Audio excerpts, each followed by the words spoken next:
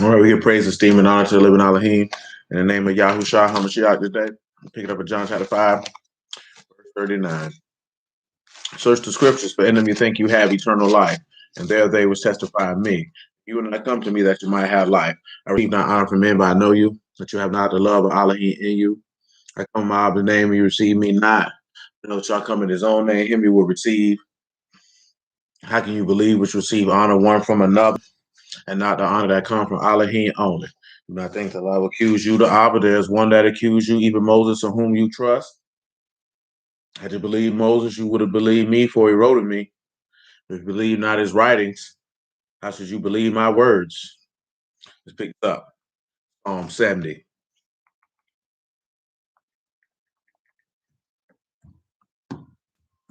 Psalm 70. Make haste, O Alahym, to deliver me. Make haste to help me, O Yahuwah. Now, I know that we were in Psalms 28 on Wednesday. And of course, there was a come on back over here to Psalms 28 because there were references into this regard. You're looking at being delivered. He's asking for Alahym to make haste. Now, of course, you know, deliver is Netzal. You have Ezra for help, which is assistance or one who helps.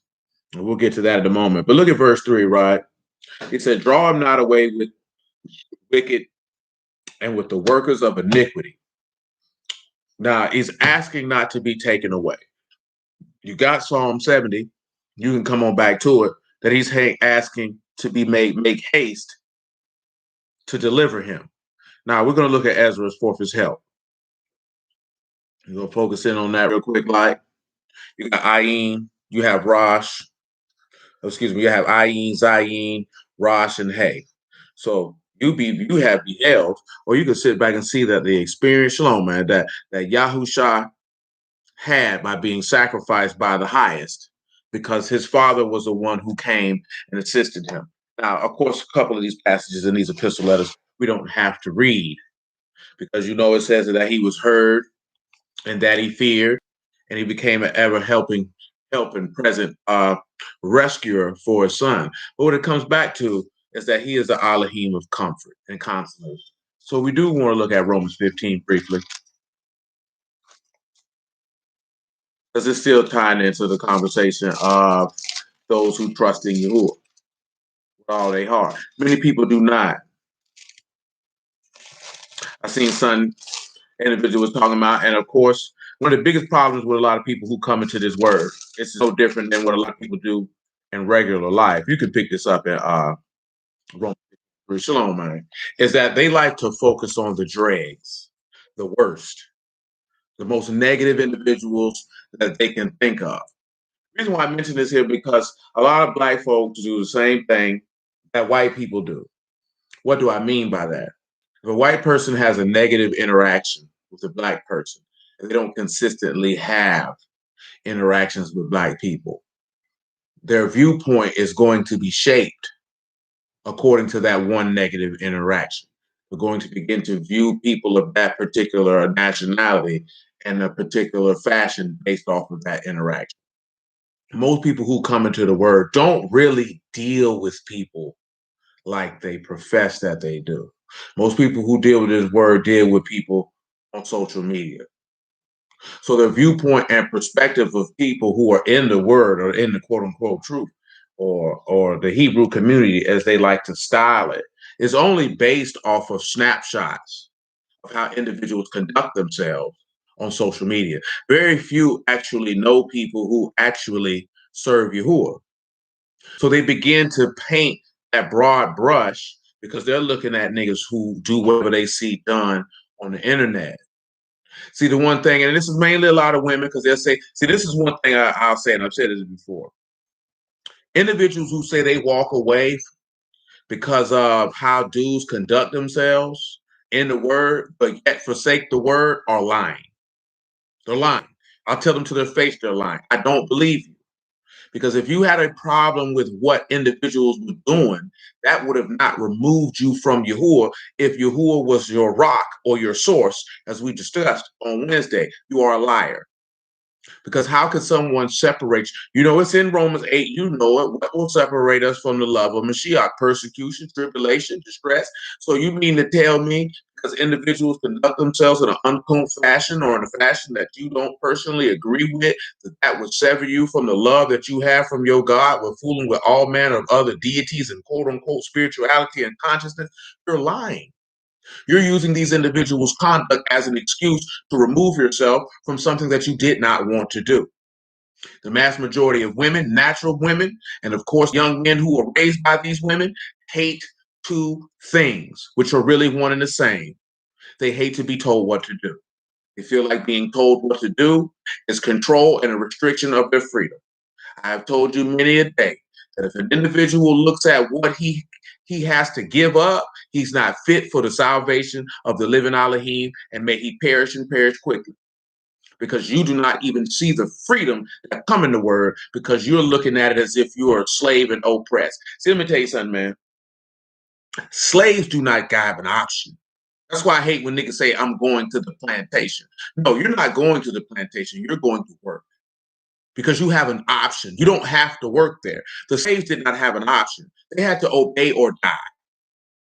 That's what you don't understand. They had to obey or be physically accosted or killed.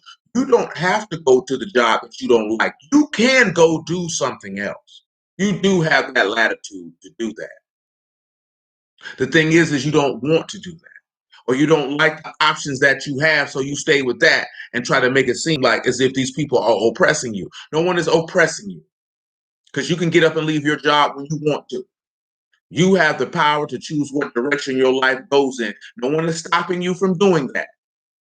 We as men have to stop perpetuating that, because the young men hear it, and all that is those are female talking points, and you're perpetuating punk, coward, weak, whole men who cannot and will not lead because they do not have the intestinal or testicular fortitude to do so, because they're playing the victim and looking for someone to feel sorry for them. It is not beneficial for the people as a whole. It must cease.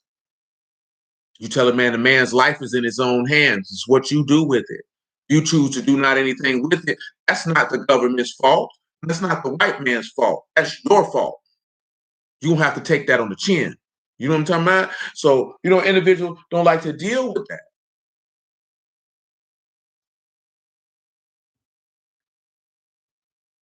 Now, I'm going to be honest with you, Kira, because I done ran across dudes in camps in the street. Most of them like to just fight and argue about their doctrine because that's how they've been trained. You get these dudes past all of that and you begin to converse with a lot. Most of them dudes, they're not bad dudes. Most of them cool people. You just may not agree on certain things. Now, some of them may do things based off the understanding that Yahushua has allowed us to have that we would find utterly reprehensible. But for the most part, most dudes who you find in camps, they're not horrible people. Most of the time, what most people, I understand what you're talking about. Most of the time, you see them berating people or saying certain things. A lot of the things that they say are not untrue. That the way that they speak, truth be told, if you strip away the doctrine, what individuals are most intimidated by is black men who are aggressively passionate about a point of view and are unrelenting in the dispensation and holding to that point of view. And that bothers people. And that bothers people. Now, don't get me wrong, a lot of them niggas are stupid. You know what I'm saying? But that's neither here nor there. It's neither here nor there. But you can never paint somebody with a broad stroke. You have to deal with people based off of, and you should deal with anybody with caution, truth be told, Kira. Just as a woman dealing with somebody who talking about some word, you should always be cautious. I mean, men should be cautious. Shoot, the master told you that. But even more so for a woman. You know what I'm saying? But that is hogwash. It's pure, unadulterated folly and lies for an individual to say, oh, I don't deal with the word no more because the Hebrews was over here acting like that. You never dealt with it. You never wanted to do it because you don't want to be told what to do. That's what a lot of people's problem is in this day and time that we live in. People don't want to be told what to do. They want to do what they want to do. And then when those things don't go how they want them to go, they want to blame someone for it. Most individuals make very, very poor decisions. There are some things that can happen to you that are outside of your control. There's sometimes that you can make a decision and you thought it was going to go one way and it went another. You know what I'm saying? Based off the information you had at the time, it seemed like it was a good calculated risk to take. And sometimes things don't go how you want them to go. But for the mass majority of people walking this planet, more specifically in this country, they make very, very poor decisions. Very, very poor decisions. You know what I'm saying? And most of us know it. Some of us have been that person. And when I say poor decisions, I mean back to back consistent. Back to back consistently. Not a bad decision here or a bad decision there. Sometimes we can make one catastrophically bad decision. But then you have people who just string them together.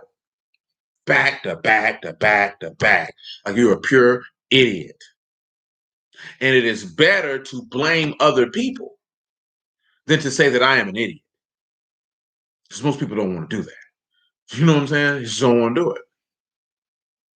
Because that means you'll have to sit back and look at that your way of doing things is faulty and that you would need some manner of direction and guidance. And most people feel like they don't need it. Most people don't feel like they even want it. Most people are not even able to perceive whether someone is in the word or not, that they have some manner of wisdom and understanding that they can give to you. Especially a lot of people who deal with this word because they begin to become arrogant. They begin to believe that no one can give them any other information. Remember, when we were talking about love edifies or love builds, it sets a foundation. Love is in this word is setting to build an individual of a foundation that is built on Yahushua, which is built on Alahym. And a lot of individuals don't want that because he wants something in return for what he's giving you. And what he wants is belief and obedience. And people don't want to give the obedience. They barely believe, but when it comes down to the obedience, they don't want to give it. That's why you see so many people like this here. Shalom, that. That's why people say it like this here, right? Like, okay, somebody knew they had posted something. Oh, they done came up with a new doctrine. And I'm like, that's what false prophets do. So if you know the word, niggas coming up with a different doctrine every day wouldn't even bother you because he already told you that they would do it. See, that's proof you didn't believe it. That wouldn't even move you. Because those false doctrines are meant for the people who is meant for in order for them to be deceived, in order for them to be destroyed, because their vessels fit for destruction. That is the will of Alahym. Let it be accomplished. Who am I to stop it? Who am I to complain about what Yahuwah has ordained? That's not my business. See, we got this mind that everybody must be saved. It is his will for everybody to be saved. But we also know everybody don't want it. Nevertheless, Romans 15:3. But even as Mashiach pleased not himself, but as it is written, the reproaches of them that reproach you fell on me. So let's sit back and look at it. You dishonored yourself, and a man took on your dishonor.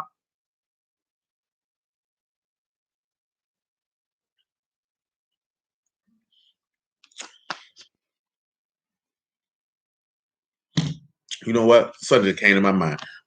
Come over here to Samuel. Come over here to the book of Samuel real quick. I want to say, what was it? Is it First Samuel?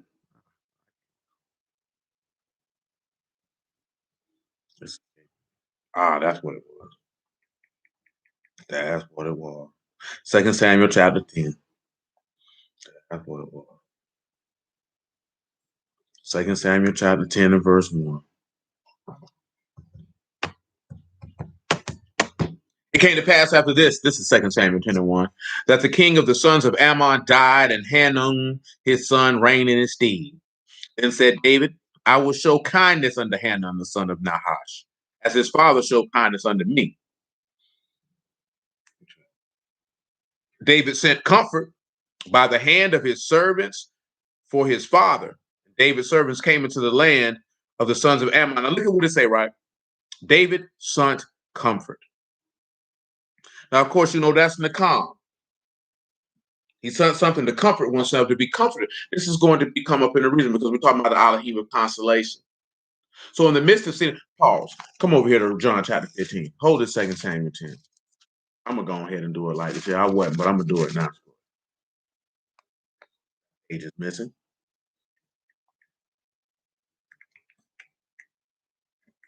First and foremost, Come over here to Ecclesiastes 4:1. Let me do that first before we go to John. Come over here to Ecclesiastes 4:1. We hold in 2 Samuel chapter 10 and verse 2, I believe. And we're in Romans chapter 15 and about verse 3. Let me just go ahead and move like this here. Ecclesiastes 4:1. He says, I returned and considered all the oppressions that are done under the sun. First and foremost, let's look at this word oppressions.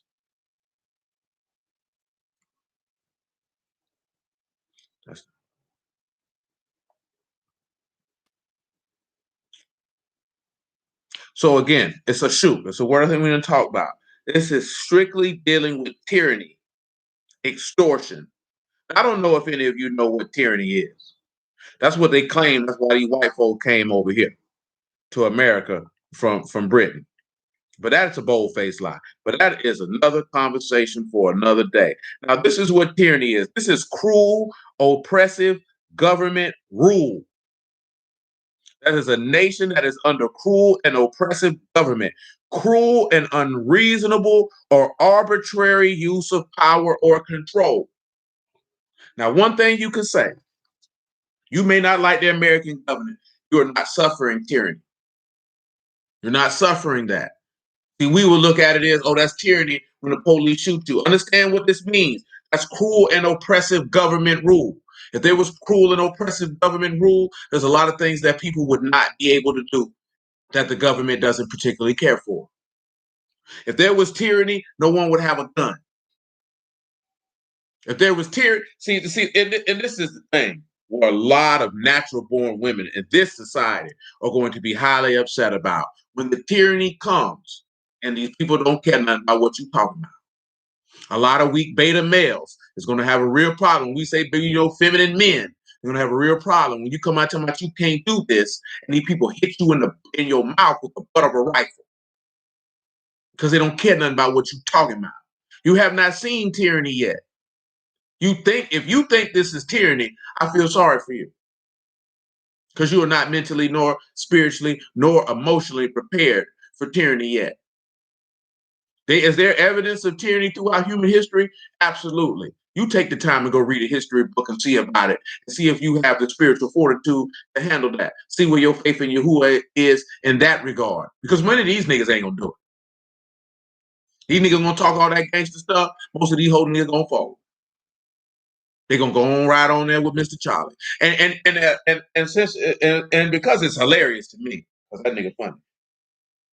If anything else, with that Kwame Brown situation had done shown is that a lot of men have a woman's mind because they used women talking points and they parroted what they hear from people on television in regards to the things that this man had to say, of how people could listen to what this man had to say and hear what they wanted to hear, or even the more so female opportunist move of only looking at a clip and making a complete and entire determination on what somebody's intent was based off of 3 minutes of a 45-minute conversation. See, if you want to fully, that's why most people fall off from this word, because they didn't take the time to learn about Yahuwah in his entirety. They took a couple verses or they heard a couple sound bites from a couple people and had made a determination about the word of Yahuwah. That's not what men do. That's not what this book teaches you to do. Because Yahuwah is a man. He's a man's man. He's going to tell a man what to do. He tell you don't speak until you hear the whole of a matter. Say if you speak before hearing the whole of a matter, you make yourself out to be a fool. Many individuals speak off scant information and you don't know the totality of it. You, my friend, are a jackass. This is why Yahushua also told you, do not judge according to appearance, but judge righteous judgment. So when you do that, you are a jackass. You are a person of low-grade intelligence and intellect. Someone needs to walk up to you and slap some sense into your brain. Because that junk has to stop. Because people make complete and entire judgments and determinations on people based off a snapshot of their words. Men don't do that. It needs to stop. It's something I heard a brother say today, and thank the Lord, most of y'all married. See, and this is the truth. Men complain about things that women do that they don't like. There is and it's, of course, you know it parallels to Yahuwah. There is a fine way to get her to stop. Stop having sex with her. Stop giving her your attention. Stop calling her. Stop dealing with her. That's it. Most men do not have the courage and the sexual discipline to do that. If you don't want these women to wear weave, stop talking to them. Don't put your penis in them. They will learn rather quickly when no man gives them any attention that they're going to have to do something different. You don't like their attitudes, stop dealing with them. They lazy, stop dealing with them. They're uncooperative, don't deal with them. Why am I mentioning this here? Because you're seeking to give this person gifts, the benefits of dealing with you. All that meaning is Yahuwah don't give his gifts to sinners, nor does he render benefits to those who are uncooperative to him, i.e. disobedient. See, now we're going to take this Ecclesiastes 4 and we're going to look at the oppression. This is spiritual oppression, or what the scribes and the Pharisees have done unto the people. Matter of fact, let's go ahead and look at this in Matthew 23 real briefly. See, that's what Yahuwah did to you. You didn't want to give him what he wanted. You were doing things that he did not like. He just said, I'm not going to deal with you. I'm just not going to deal with you. He just kept it that simple. I'm not dealing with you. See, the greatest way to amend someone's behavior is to not give them your attention and to remove yourself from their presence. See, as long as an individual, as long as you give them what they desire, or you continue to allow them to believe that what they're doing is acceptable, they will not change. They're not going to change because there is no incentive to change. I listened to a woman give an interview, was being spoken to, and she talked about all these things about her husband sleeping with all these different women, and it came down to the fact that she got fat and he asked her to lose weight and she didn't want to. And all he did was just remove himself from her presence. But it took about 30 to 45 minutes to get her to go ahead and admit that that was the case. That he said, when I met you, you were this size and now you're this size. I'd like for you to lose weight. She didn't want to do it. See, now, and I've told y'all this before, word-wise, and you young ladies, don't fall into this trap that you feel like, well, he can't divorce me and remarry. So then you feel like you don't have to give the same effort because you have secured a marriage. That is a very selfish way of thinking. Don't let that creep into your brain that you feel like because he can't get another one. Because at the end of the day, he can do what they want. Now, they may suffer the consequences from Yahuwah, but that doesn't give you a fail-safe that you don't have to hold up your end of the bargain because, oh, I'm married now. I got a kid now. I ain't got to do nothing. That's a horrible attitude. Because that's how most people approach this world. Oh, I know I'm a brute. I keep a Sabbath or two. Just imagine if you were counted worthy to receive this man Ruach HaKodesh, and then you said, well, I got the spirit now. I ain't gotta do nothing. I ain't gotta do nothing. I ain't gotta put in no effort. I ain't gotta do nothing. I got what I wanted. I ain't gotta do nothing. You know you're going to hell, right? You know that's what your end goal is going to be. Because that means your heart is not perfect towards him, which means you ain't actually received the spirit, to be told, in a direct, plain, and way of speaking. But just hypothetically, for the sense of that point, how could you say you could receive something to being bonded and married to somebody and then say, I don't have to maintain anything? You are useless. You're a sorry individual. That makes absolutely no sense. That's no different than if you would say, well, I got a woman to marry me. I ain't got to protect. I ain't got to provide for her. I ain't got to give her no word. I ain't got to protect her. I ain't got to direct her. I ain't got to correct. I ain't got to do nothing. I just sit here and be here. Come on, man. That just makes no sense. That's how we are behaving. Now we have to look at why are we behaving this way. A young lady posted something, and I told her this here. She said, well, young men need a curriculum, how to maintain and build families. I said, no, that's not what they need. What we need is you're going to have to address the real reason why families are broken down. It's not because men don't know how to maintain and build them. It's because of Proverbs 14:1. Foolish women have plucked down their houses. They're destroying their homes. How are they destroying their homes? They're not even building homes because they're having children out of wedlock. So you're not even building a home. So you think if you send this young man to this school and he get taught this, but then he come back home to you, and you talking about how you don't want to get married, how you're not going to do this for a man, and you're not going to do that for a man. Why would he have the incentive to go build and maintain a home if he got to marry a woman like you? This is what it comes down to, that you can't make straight what he done made crooked. Because this man is not building a house for people who say that they don't need him. He's not delivering these people. See, the people who need the help, like he's talking about in Psalm 28, the people who are calling out for the help, the aid, the relief, the succoring, the comfort, as you see in Psalm 70, these are those who have fully submitted and obeyed him. See, what we have failed to realize is on the natural side, it's the same on the spiritual side. I've told you this before. If you serve Yahuwah, he is by product going to give you what you want because you serve him and you delight to do so. We believe that service is not going to get you what you want because you have convinced yourself from a narrative of a bunch of cornball victim claiming niggas that serving someone makes you a slave and makes you being able to be abused and walked over. When really people delight in those who serve them. That's what they've made you to believe. That's why nobody wants to do it. And I ain't talking about just a woman to no man. I'm talking about men to men, adults to children. Nobody wants to serve anyone because they feel like they're not going to get any benefit from it. You're worried about getting taken advantage of. That is selfishness, fear, and scarcity. You scared you're going to lose something.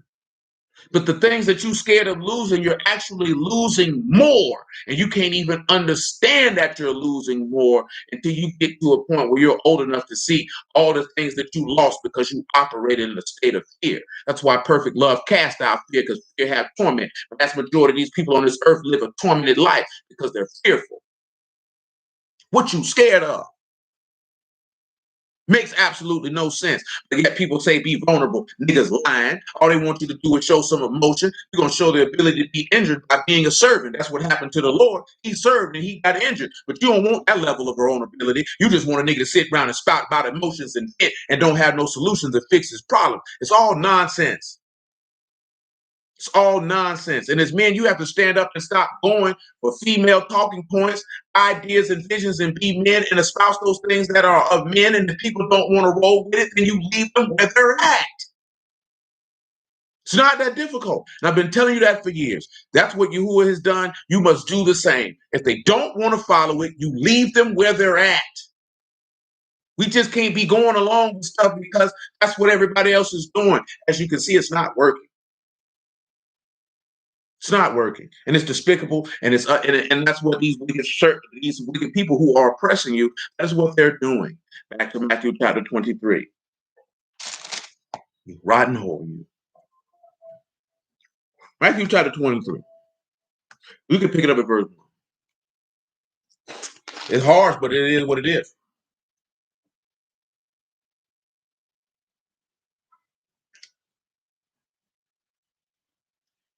Then spake Yahushua to the multitudes of his disciples, Matthew 23 and 1, saying, the scribes and Pharisees sit in Moses' seat. This is why this is important. Moses was faithful in his house and all that Alahym appointed him to do. He led his house. He guided his house.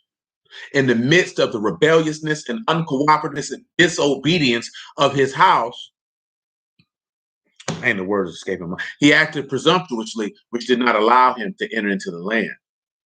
But one thing that Moses did not do is he did not lay a burden on those people at all. He did not oppress those people at all. He didn't do it. And this goes back to what each was talking about men ruling over the house. He didn't do that. So I said, I didn't take nothing from you people. I didn't do this. I didn't do that. And they still talk trash about it. So you have to understand that. You have to be willing to deal with that. They cast that man's name as evil. He had done no evil. Let's continue. He said, all therefore whatsoever they bid you to observe, observe and do. But do you not after their works, for they say and do not. See, this is a case in point of what I'm talking about with dudes in regards to talking about people who in the word do this and do that. Who cares what they do? What does the word say do? If they're telling you what the word say do, but they're not doing it, that's their problem. That ain't got nothing to do with you. What has to do with you is you got to do what the word say. If they're not living according to the word, that's their problem. They're going to answer for that. See, he's giving you the game on you don't need to get caught up in looking at them and then to letting them sever you from me. Irregardless of what they do, you know what I say do because you supposed to know me and who I am and how I roll. Because you already know I don't roll like that. See, we got to look at it because somebody say they in the word and God got to be, oh, God can't be with these people. Man, look here, man. Old niggas, flawed niggas, and fake niggas always going to be on the earth. It ain't nothing new. Didn't he tell you that in the book of Acts? That there were men who purported themselves to be somebody? That's not a new thing. You've seen it in the law with Korah. That's not a new thing. Some men seek fame and esteem.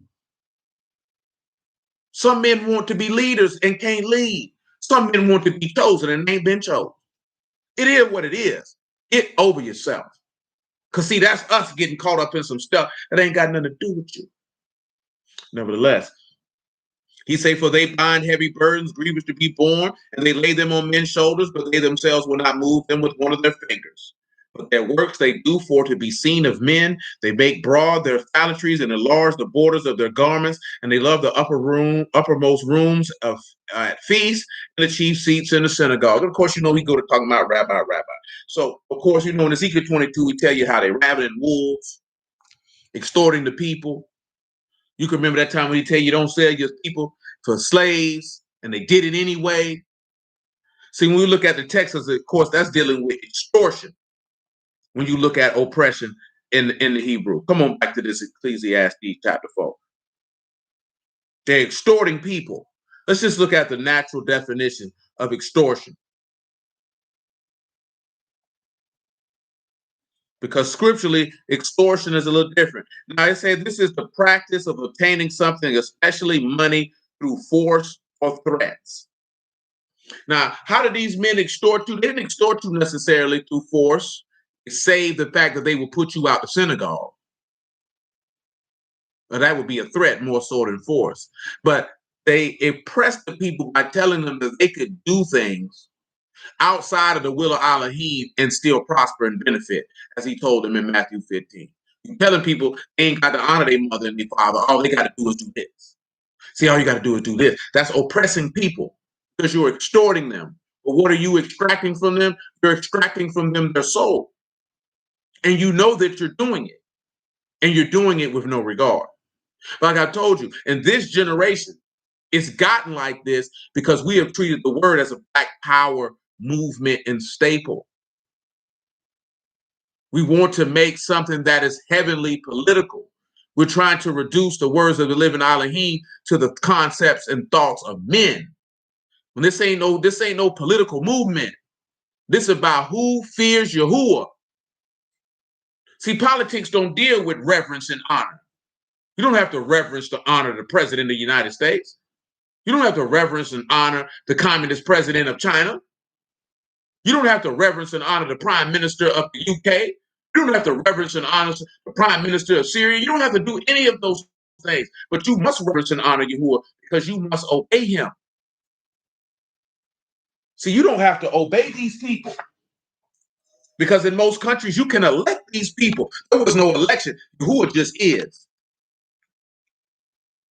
He just is. He is Alahym. That's what he requires. None of you have to obey Joe Biden. Joe Biden say wear a mask. You wearing one? Just by product, if you say you don't wear one, you don't reverence and honor him. That means you don't hold his word as law. See, presidents change. Dictators change. Yahuwah don't change. So that's a different concept. See, no president, no political leader is responsible for the very essence of your existence.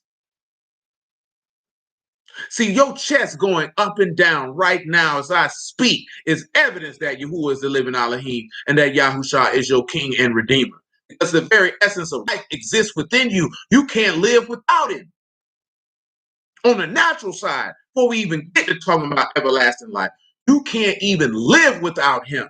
That's not political. That's not socio-economic. That's literal life and death. As Moses espoused to us out the law, that's a different conversation. See, the problem is, pause, Limitations of Jeremiah chapter 4. The problem is this is what we're doing. It's disgusting and vile. I despise it at my very core. I despise it before I even knew who it was, and I despise it even more after the fact. Lamentations is chapter 4. You could pick it up at verse 13. I'm good to go in Matthew 23. I have no more desire for it.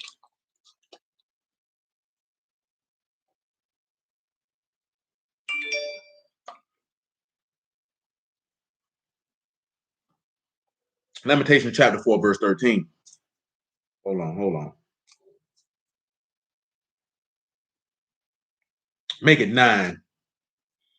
He said, they that be slain with the sword are better than they that be slain with hunger, but these pine away, stricken through for want of the fruits of the field. You know what? Praise Yahuwah. Indeed, I want y'all to explain to me, what does verse 9 say to you?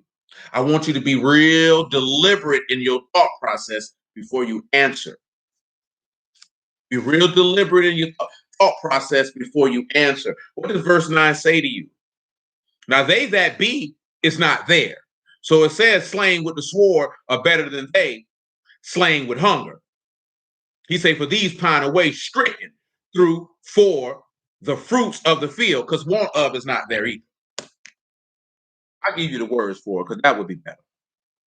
We still holding Psalm 70, Ecclesiastes chapter 4, and Romans chapter 15.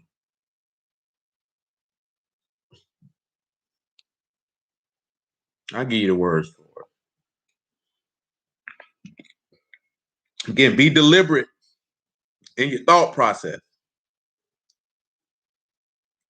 Now, of course, you know, better is told, so we don't need that. I don't need the hayah either.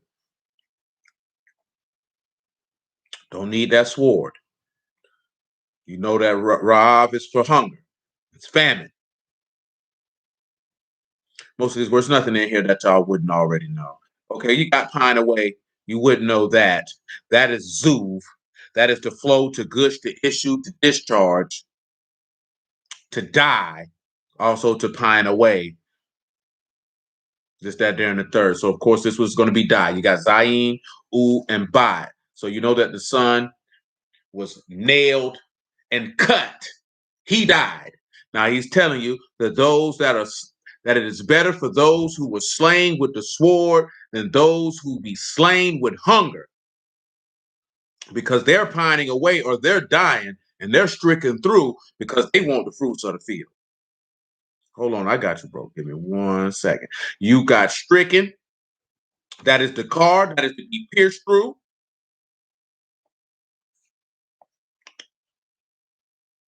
Through for the wants of the fruits. Of course, that is tenuva. That is fruit and produce. And of course, you know field. That is Sadeh, and that's land. So what you got here? So righteous men dying for the word in the end, and the last part. Then I can understand why you would say that. Anybody else? Before I go ahead and show you why it's better for you to be slain with the sword than for you to be slain with hunger. Because those who are slain with hunger, those are the ones who have been pierced because they have a desire for the produce of the field. Now I'm going to share with you the characters for that produce. That is Tanuva. That is Tau. That is Noon. That is Boo. That is Bat. And that is Hay. So clearly you have a beholding or Yahoo or the man with raised arms or Yahusha, the son of Alahym, who therefore secured life through a covenant. And we know that a covenant cannot be brought forth without death. And we know through his death, he reproduced or brought forth fruit. But we're going to get back to that in a moment.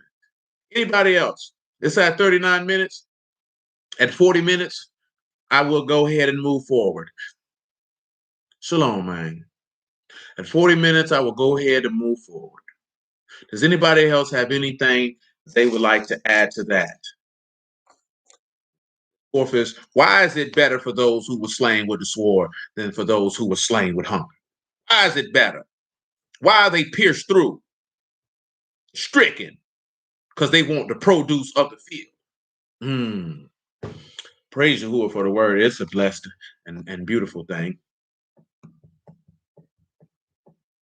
Yes, you would be accurate there, sir.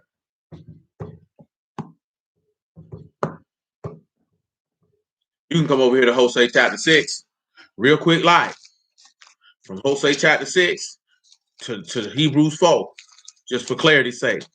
Most of you already know this, but nevertheless, Hosea 6 and 4. Yes, that is correct here. Yes, ma'am. Hosea 6 and 4. O Ephraim, what shall I do unto you? O Yehuda, what shall I do unto you?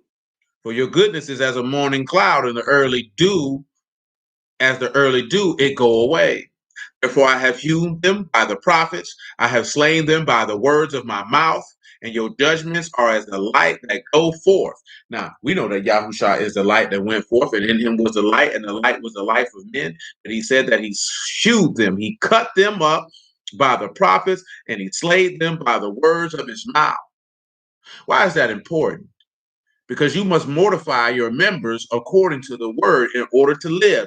Hebrews 4 and 12. Hebrews 4 and 12 to Amos chapter 8.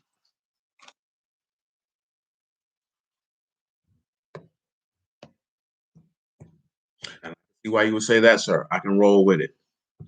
I want you to come over here. You can pick it up at verse 6 of Hebrews chapter 4. He's saying, seeing therefore that it remains that some, oh man, good grief.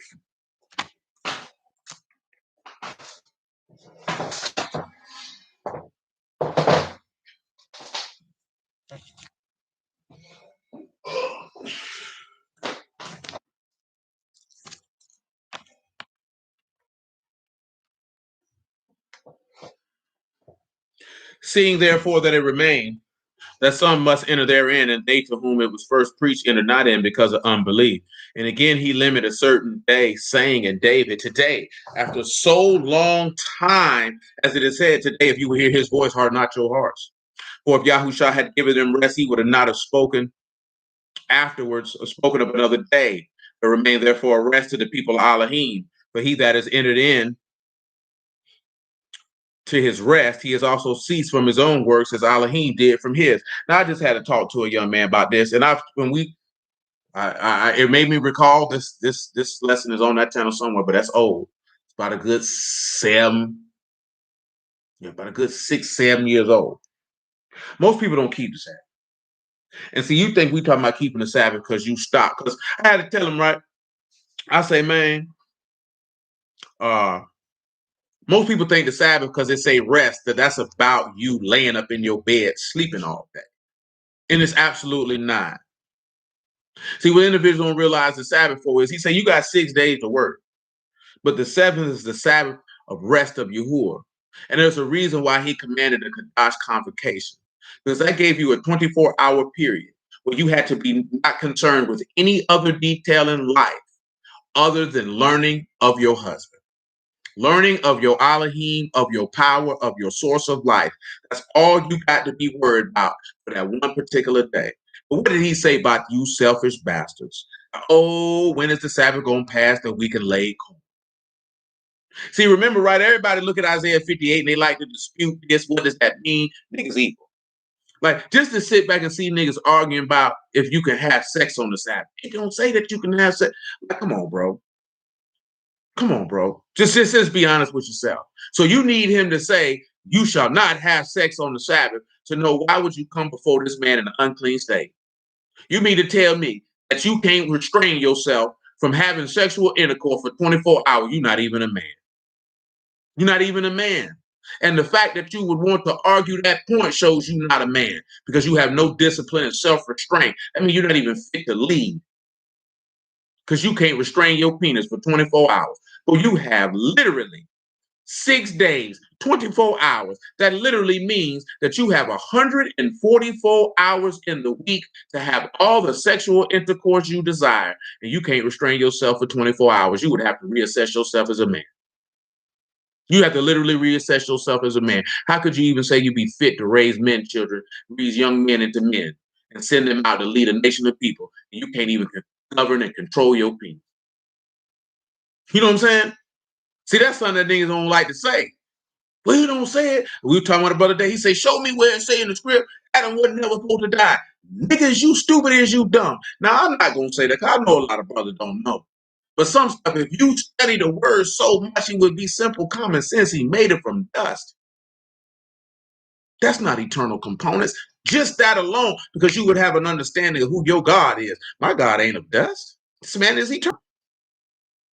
See, that's the point I'm talking about. That's why the Sabbath is important. Brother Kid, same brother hit me up. He say, man, so New Jerusalem's going to be this. He going to make a new heaven and a new earth. I say, you know, if you had been present, you would have already learned this because we have dealt with this. And matter of fact, we dealt with this while you were present because you asked us some of this questions similar, not the same question, but same question, but different words. And I was only telling them this to illustrate the importance of what the Shabbat is for. It's for him. It's not for you. It's not for you to get a break from everything you got going on, you selfish bastard. Because you thought it was about you. And the Sabbath is about him. It's not about you. He did that so you could have a break to learn about him. Unencumbered, no distractions. But you made it about yourself. That's why we don't get what we want. That's what he means. I'm slaying you with the word. And it's better for you to get cut with that word than to go hungry. It's a lot of people out here. Because when you go hungry, guess what? You can't produce. And if you can't produce, you're going to die. Y'all already know because we done dealt with this conversation before. And I ain't going to go through it in detail, but I'm going to touch it briefly. 4:10 one more time. For he that is entered into his rest, he has also ceased from his own works, as Alahym did from his. Let us labor, therefore, to enter into that rest, lest any man should fall after the same example of unbelief. Well, so this unbelief, and it started in the beginning that the gospel was preached unto them as well as unto us, but didn't profit them, not being mixed with the faith, and them that heard it. That verse 7 said, today, if you will hear his voice. So as he's talking about this rest, it ain't even about you literally resting. It's about you hearing the word and believing it. This is why later in this epistle letter, he says, not forsaking the gathering of ourselves together, as is the manner, or manner meaning custom, manner of behavior as others are known to conduct themselves. Especially with the internet, people feel like I ain't got to show up. It's labor. You don't even realize what your actions are showing. You can say whatever you want with your mouth, but your actions are saying this is a burden to you. You feel oppressed by it because there's a million other things you want to do. Who gives a damn what you want to do? You should want to live. And we forgetting all this old nice, glittery, shiny stuff that this man is going to burn up with sulfur and brimstone. And it ain't even going to be in the forefront of your mind. Ain't going to be in the forefront of your mind. And we get caught and we really end up oppressing ourselves, extorting ourselves out of the very promise of life that we say that we desire. Oh, no. Verse 12, he say, for the word of Allah, this is Hebrews 4 and 12. For the word of Alahym is quick and powerful and sharper than any two-edged sword, piercing even to the dividing asunder of soul and ruach, joints and marrow, and is a discerner of the thoughts and intents of the heart. Neither is there any creature that is not manifest in his sight, but all things are naked and open unto the eyes of him whom we have to do. See, it's better for you to get cut with that sword and your thoughts and intents of your heart be discerned than for you to fall in this Amos chapter 8. Y'all know what it is in Amos 8, if you know the word. Well, not to say that you may not know the word, but I'm talking about knowing where is what, and what is what. Amos 8 and 11.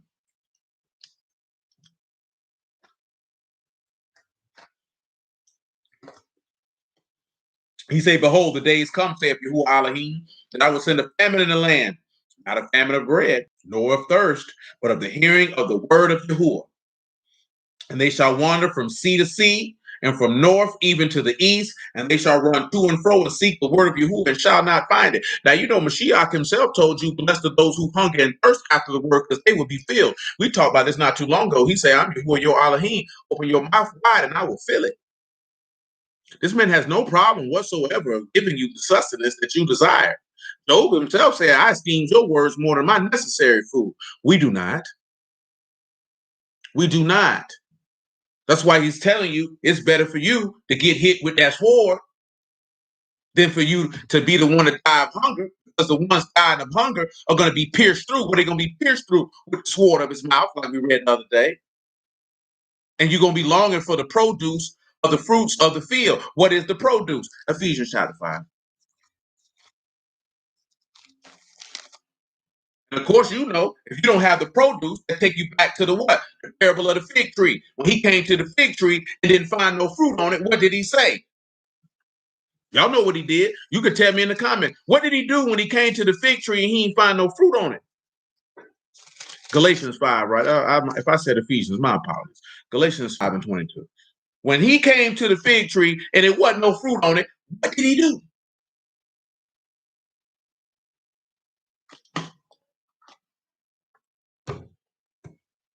Exactly, Dad. He cursed it. That's why he says it's better for you to get cut with the sword than for you to be hungry. It's a lot of hungry niggas out here, ribs showing. That's why he told Peter, feed my lambs, feed my sheep. Individual, man, I told a brother like this here. And we done had this conversation. It's only by the grace of Alahym on our case. Most niggas don't get fed no word.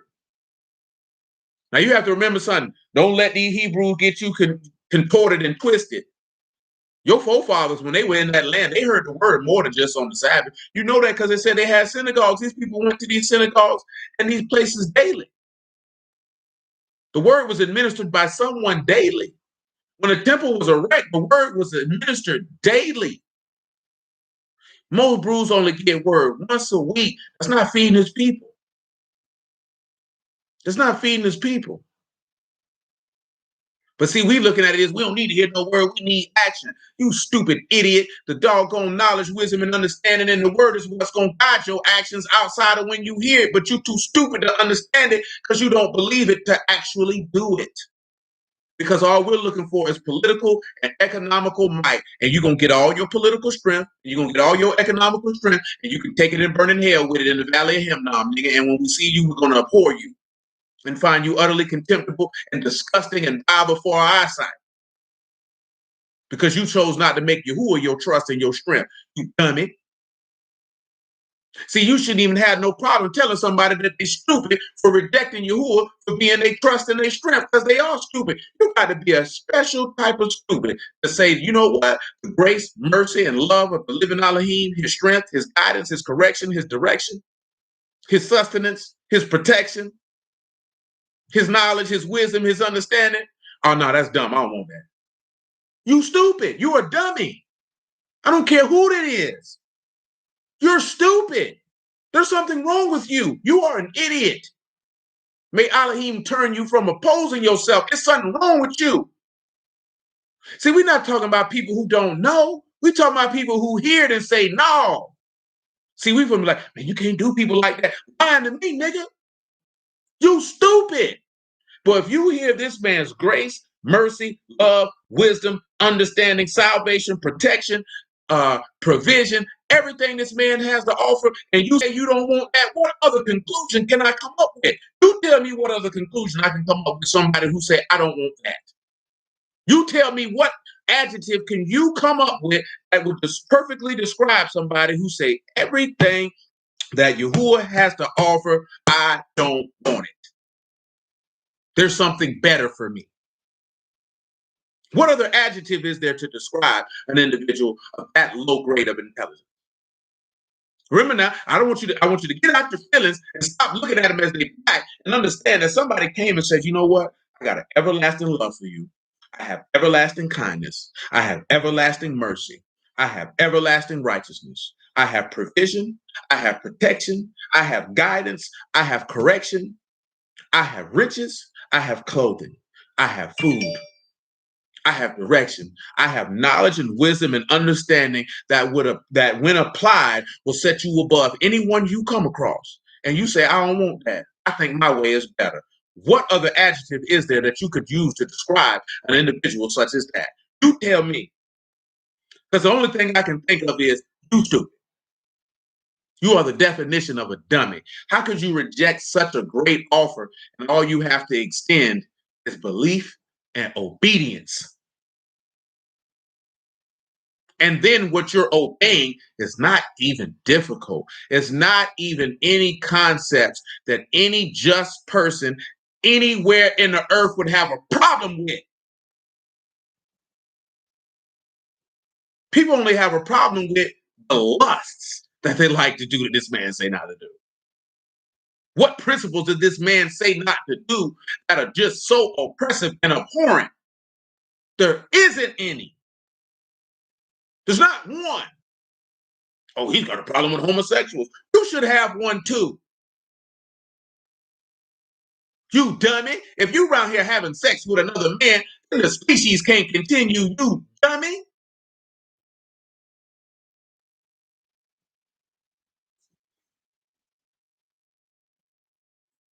See, you got to have the heart to say it. See, we feel like they say, you can't talk to people like that. You lying to me. You lying to me. You stupid. There's something wrong with you. You're mentally not there. Something's wrong with you. You need help. And the help is there and you don't want it. He said, Yasharal, you destroyed yourself, but in me is your help. And you're rejecting the help because you think you're smarter than the helper. That's why you stupid. That's why you dumb. You need help and you think you smarter than the person who's there to help you. That's a mental psychosis. There's something wrong with that. And we don't want to deal with that. We want to protect our feelings. How do you reject the helper? And you're in need of help. He don't need no help. You the one need the help. You the one gonna die. He's not gonna die. You ain't got nothing he want. He got everything you want. And you say, no, I don't want it. That's dumb. That's dumb. There's no way around that. That is dumb. That makes no sense. That makes absolutely no sense. Nevertheless, Galatians 5 and 22. But the fruit of the Ruach is love, joy, shalom, long-suffering, gentleness, goodness, faith, meekness, self-control. Against such there is no law. And that's why they're not getting it. Those who are slain with hunger, they can't come out there to get the fruit of the field because they're not going to be allowed to eat of it. Because he told you, blessed are those who overcome, that they may have right to the tree of life. You're not going to be able to come eat of that field. Oh, no, it took you back to the beginning. You're not going to have a right to enter into the Garden of Eden and partake of the fruit of the field. Let's go on and look at it for those who ain't understanding what I'm talking about. Oh, no. Revelation chapter 2. See, this is why the people won't get right, because we pity-patting around with people, trying to cater. Nigga, I don't cook meals, nigga, so I don't cater. You know what I'm talking about? I don't care about your feeling. I don't care how you feel. What we care about is that the name of Yahuwah is going to be exalted and magnified through the gospel of Yahushua, and all those who love him will rejoice. If you don't love him, this ain't the place for you. I'll tell you that right now. You might as well move along somewhere else because this ain't the place for you.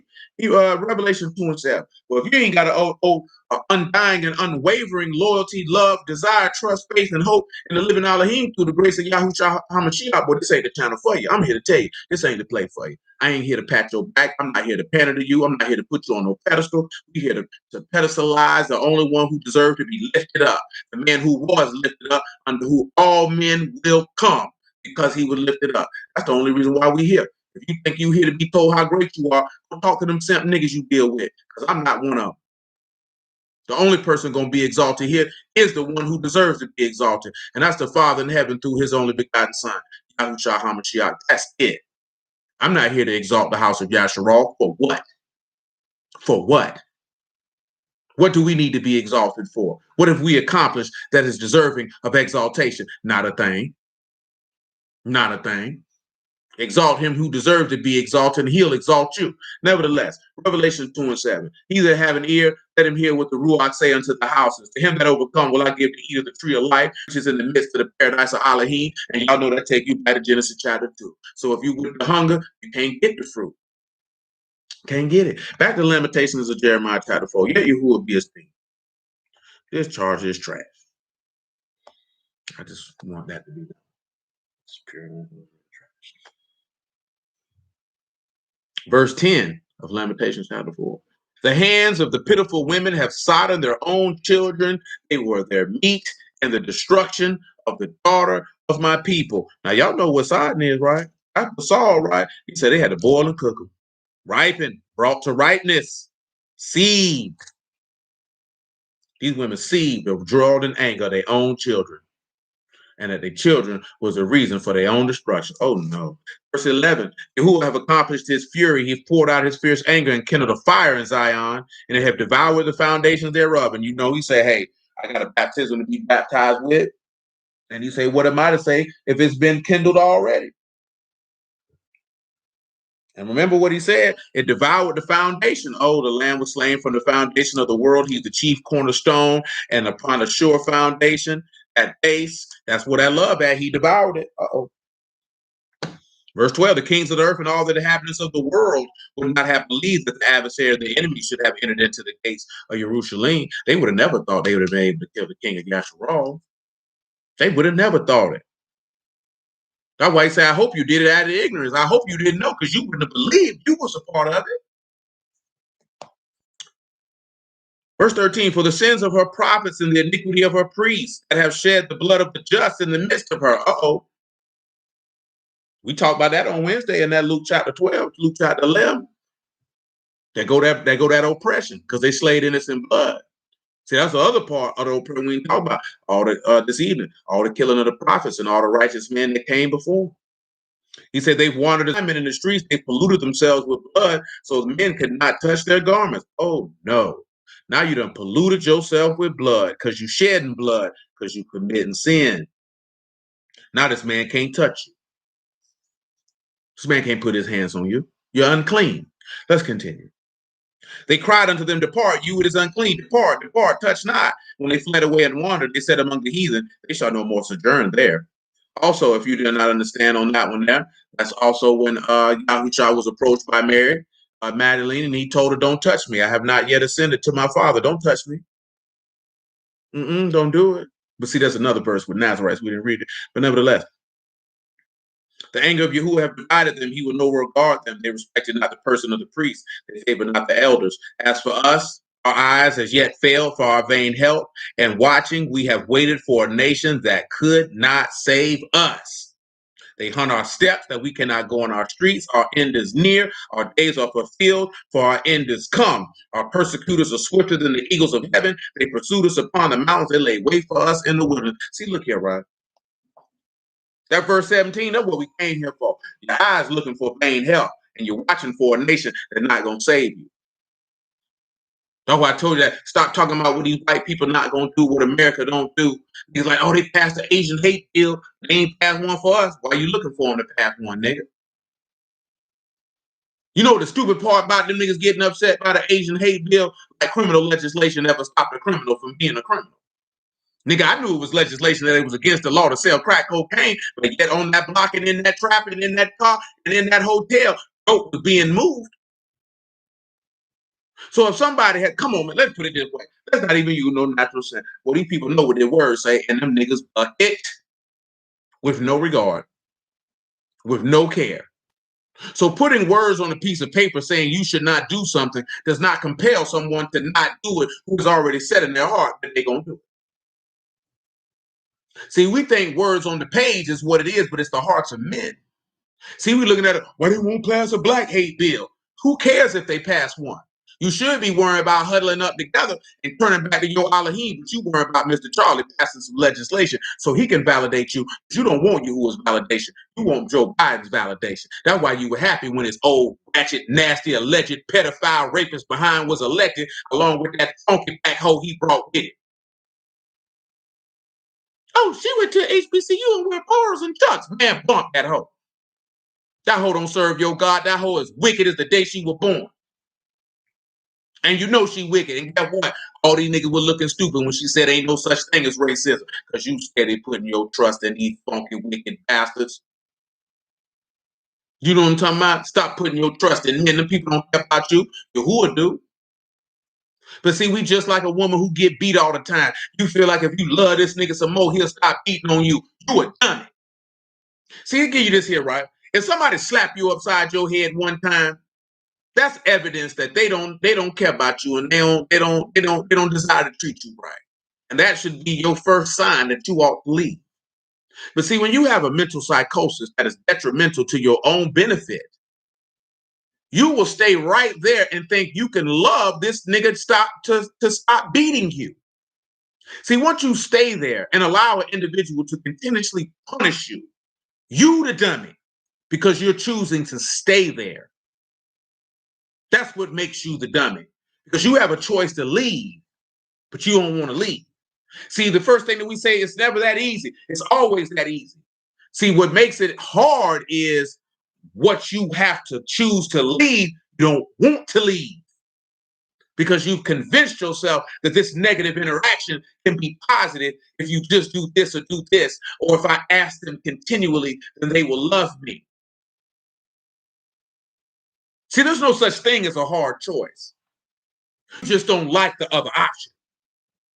That's all it is. There's no hard choices. You just don't like the other option. There's no such thing as a hard choice.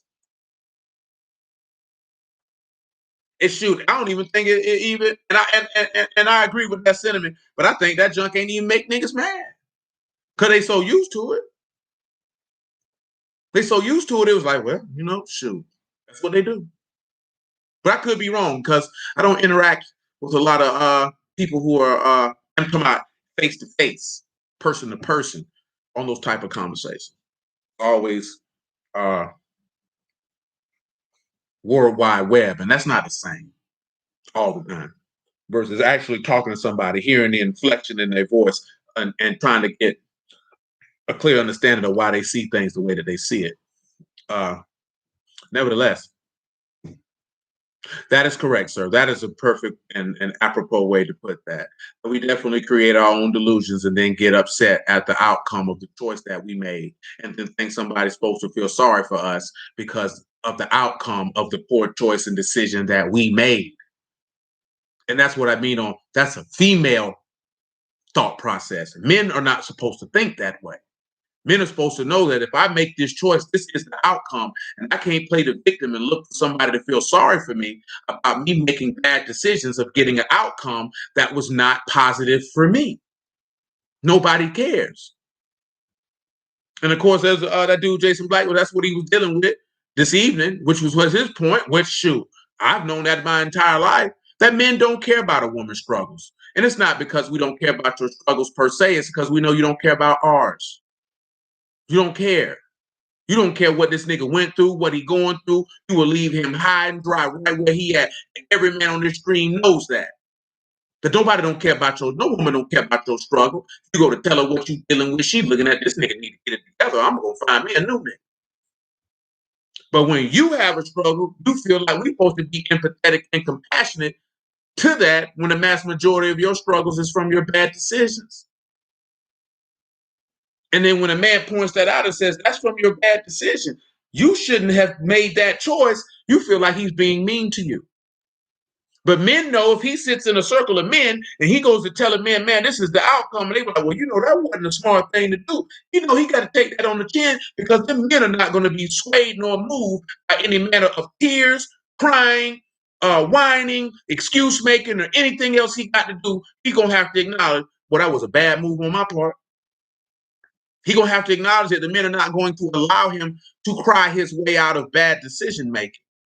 This is why most young women lack an extreme amount of accountability because they weren't raised with their father. Their daddy was a simp who feel like that's my baby girl, that's my queen. You better tell her a little behind about herself because if you don't, the world will. See, that's what we forgetting. You love your turn. The world don't give a damn about your turn. And we created an environment where these kids think everybody loves them and care about their mental state and their well-being, and you know it's a lie because you out here living it every day, and you know it's a lie. You know it's a lie. You know these people don't care nothing about your turn. And I ain't even talking about white folks. I'm talking about people in general. Don't nobody care about what you going through. Don't care nothing about them tears you gonna cry. Don't nobody care about your failures outside of the people who care about you.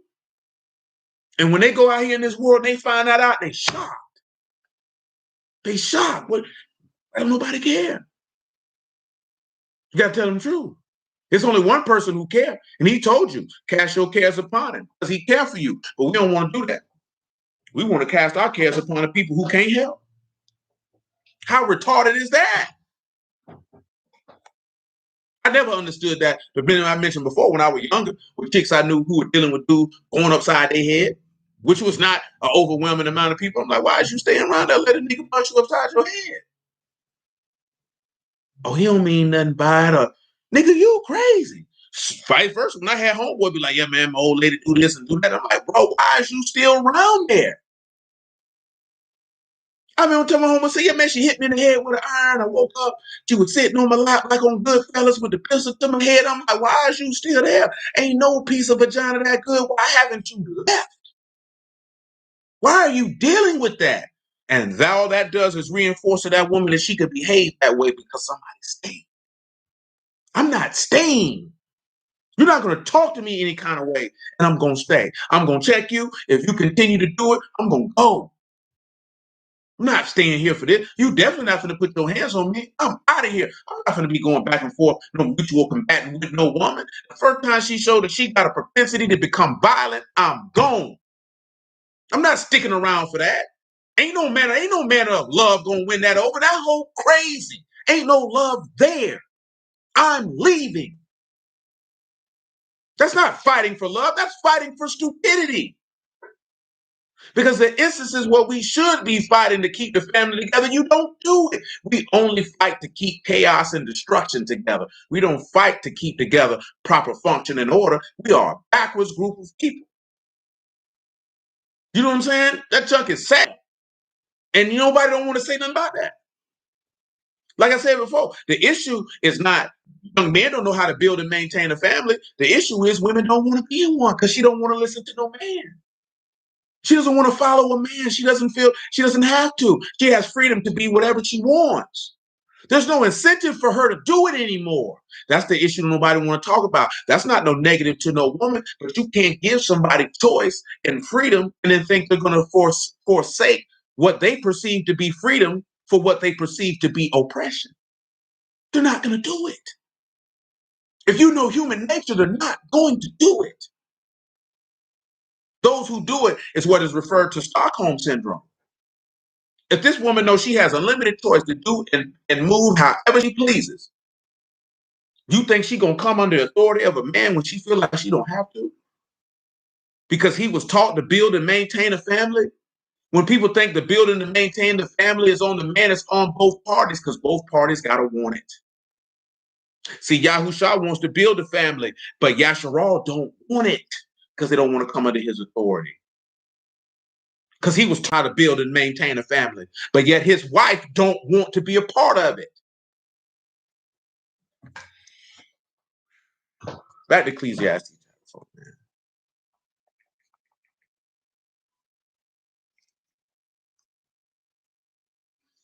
4:1, if you would.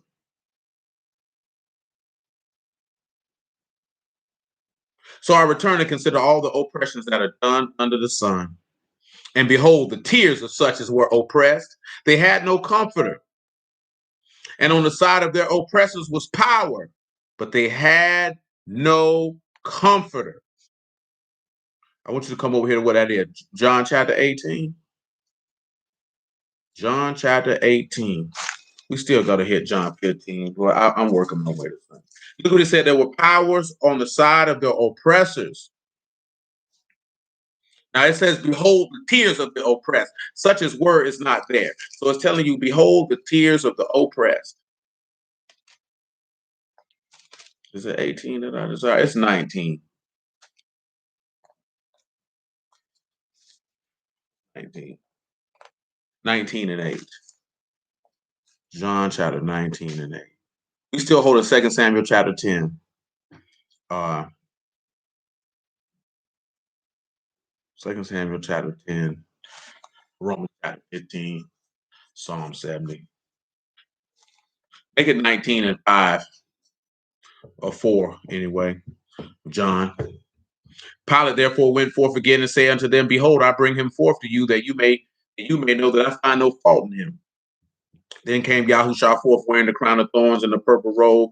Pilate said unto him, behold the man. When the chief priest, therefore, and the officers saw him, they cried out, saying, "Crucify him, crucify him." Pilate said unto him, "Take you him and crucify him, for I find no fault in him." Yahudim answered him, "We have a law, and by our law he ought to die, because he made himself the son of Alahym." When Pilate therefore heard that saying, he was the more afraid. He went to get into the judgment hall and said unto Yahushua, "Where are you?" Yahushua gave him no answer. Then Pilate said unto him, "Speak you not unto me? Know you not that I have power to crucify you and power to release you?" Yahushua answered, "You could have no power at all against me, except it were given you from above. Therefore he that delivered me unto you have the greater sin." Let me tell y'all something too, right? And this is going to come in the days of when they begin to grab you and persecute you, and some of you kill. That they're going to have a greater sin for taking you, and I'm talking about the bruise that's going to turn you in, than the person who actually going to kill you. See, just like when you read the story of Samson, that them bruise took him to the Philistines. See, them Hebrews that's going to turn on you to think they're killing you doing Alahym service, they got the greater sin by giving you over than the person who actually executed it, because they know they were betraying innocent blood. They know they were doing the thing that Yahuwah hates. They knew what they were doing. See, I'm just trying to get you ready, man. I ain't trying to tell you not to have no brotherhood with nobody in no word. I'm telling you, don't be no fool, though. Don't be no fool. See, let me tell you something, man. I can tell you this again. I probably have to be constantly telling you this. It's easy to deal with somebody when there is no adversity. You want to see the hallmark of an individual's character, put them in an adverse situation or circumstance. There is no persecution, trials, or tribulations coming from the wicked, from the servants of the living Alahym at this present time in history. It's not happening. But when that time comes, you're going to see these people for who they are. You should be able to see them for who they are now. See, most of these brutes, they look at dudes, they say, "Oh, he churchy, they like to sing, or they like to do this." I don't look at none of that. I can tell very, very quickly within about the first 2 to 5 minutes of a conversation about the word, how much an individual trusts in Yahuwah and how much they don't. You just got to know what to ask. You just got to know what to discuss. It ain't hard to tell. It ain't hard to tell. See, some people you can fake the funk. With others, it ain't hard to tell. It ain't hard to tell. You know what I'm saying? It's not hard to tell at all. Now, I done told y'all in the past what my way to gauge it when I used to preach in the street. Take them to that Matthew 6. Take no thought for your life. That exposed. Remember, the word exposed the thoughts and intents of the heart. Y'all think them just words on the page? You think that's some cap? If you want to know what's in the individual heart, all you got to do is talk to them about the word. I'm talking about really talk to them. Not no surface level platitudes. Not no, "Oh, we the people of the book, we keep the laws." What's your favorite character in the Bible? What's your favorite story? Not that little kitty stuff. I'm talking about really talking about the word. Really trying to discuss knowledge and wisdom and understanding of the living Alahym. It's going to show us in a person's heart. You ain't got to come at nobody. Let me find your faults. Nobody got time for all that. That's whole stuff. You know what I'm saying? That's whole stuff. That's what women do. Walk around looking to find fault with somebody. You know what I'm saying? Who got time for that? Ain't nobody got time for that. But see, most dudes in his word, most women too, they feel like if you call them out for their fault, that you were looking for. Let me tell you something real. If you didn't know, and I wager most of you know, because y'all some smart people, industrious people. Somebody who got their own stuff going on, that's maintaining to their own business, they ain't got time to be worried about what another nigga doing, much less looking for what another nigga doing. It's only people who ain't got nothing going on that got time to be searching, digging, and looking for what another nigga doing. When you building and you doing your own thing, you ain't worried. That's what I always used to mean about I don't care about what you do. It's not that I don't care. I got stuff that I'm doing. So I can't be overwhelmingly caught up and concerned about what another grown man is doing. If he wanted me to know what he was doing or what he was going through, then he would tell me. And then we can deal with that. But I'm not going on no expedition for it. Why would I do that? That's feminine. Men don't do that. Man, what that nigga over there doing? You heard about bro? What bro got going on over there? That's when you hear that out loud, nigga, that junk sound gay. You know the gayest thing in the world? A nigga who got all the tea. That nigga's a hoe. How a nigga got all the tea? Nigga, that's women talk. Oh, let me give you this tea. Nigga, if a nigga walk up to you talking like that, man, remove yourself from that nigga. That nigga's gay. That nigga literally has a clitoris. He can't have testicles in the penis. He can't have one. It is impossible. Only thing you can sit back and look at is you could use things that people have done that is public knowledge as a case study of what not to do. That's what the book tell you about, that all these things were written aforetime for your knowledge. All the accounts of these people in this text was written aforetime as a case study for what to do and for what not to do. That's something that I was taught as a child, to learn from what other people do. So you don't have to go through that. You don't have to directly experience everything to learn it. You can learn from other people going through it, whether it's positive or negative. But mainly, if you see negative outcomes, you're supposed to let people know, boy, hey, man, let me tell you something, man. I knew a nigga, this nigga did this right here. Woo, woo, woo. This is how this went down for him. Son, you find yourself in a situation like this, don't you do that. Because this is what's going to be the outcome. So he ain't got to go do that himself. See, you ain't got to go get crucified. He's already done that for you. You don't have to go through that. You don't have to experience that. You can learn from his experience and become just like him without directly going through his experience. But see, we don't want to do that because we stupid. We stupid. And stupid means you know the truth, but would rather accept lies. That's what I mean when I say stupid. See, dumb, you just don't know no better. There's something wrong with you. But stupid is worse than being dumb. Because you know that there's a better way and you reject it. Ignorant, and there ain't no pressure about being ignorant. It's only if you choose to be willfully ignorant. When you choose not to know, then there's something wrong with that. But just simply not knowing, there's nothing wrong with not knowing. It's nothing to be ashamed of. Don't know. You know what I'm saying? It's just if you're comfortable in not knowing, that's when it becomes a problem. Or if you're boisterous and cantankerous in your ignorance, then that's a problem. You know what I'm saying? That's just not good. Yeah, don't be that person. Don't do that. Let's come over here to John chapter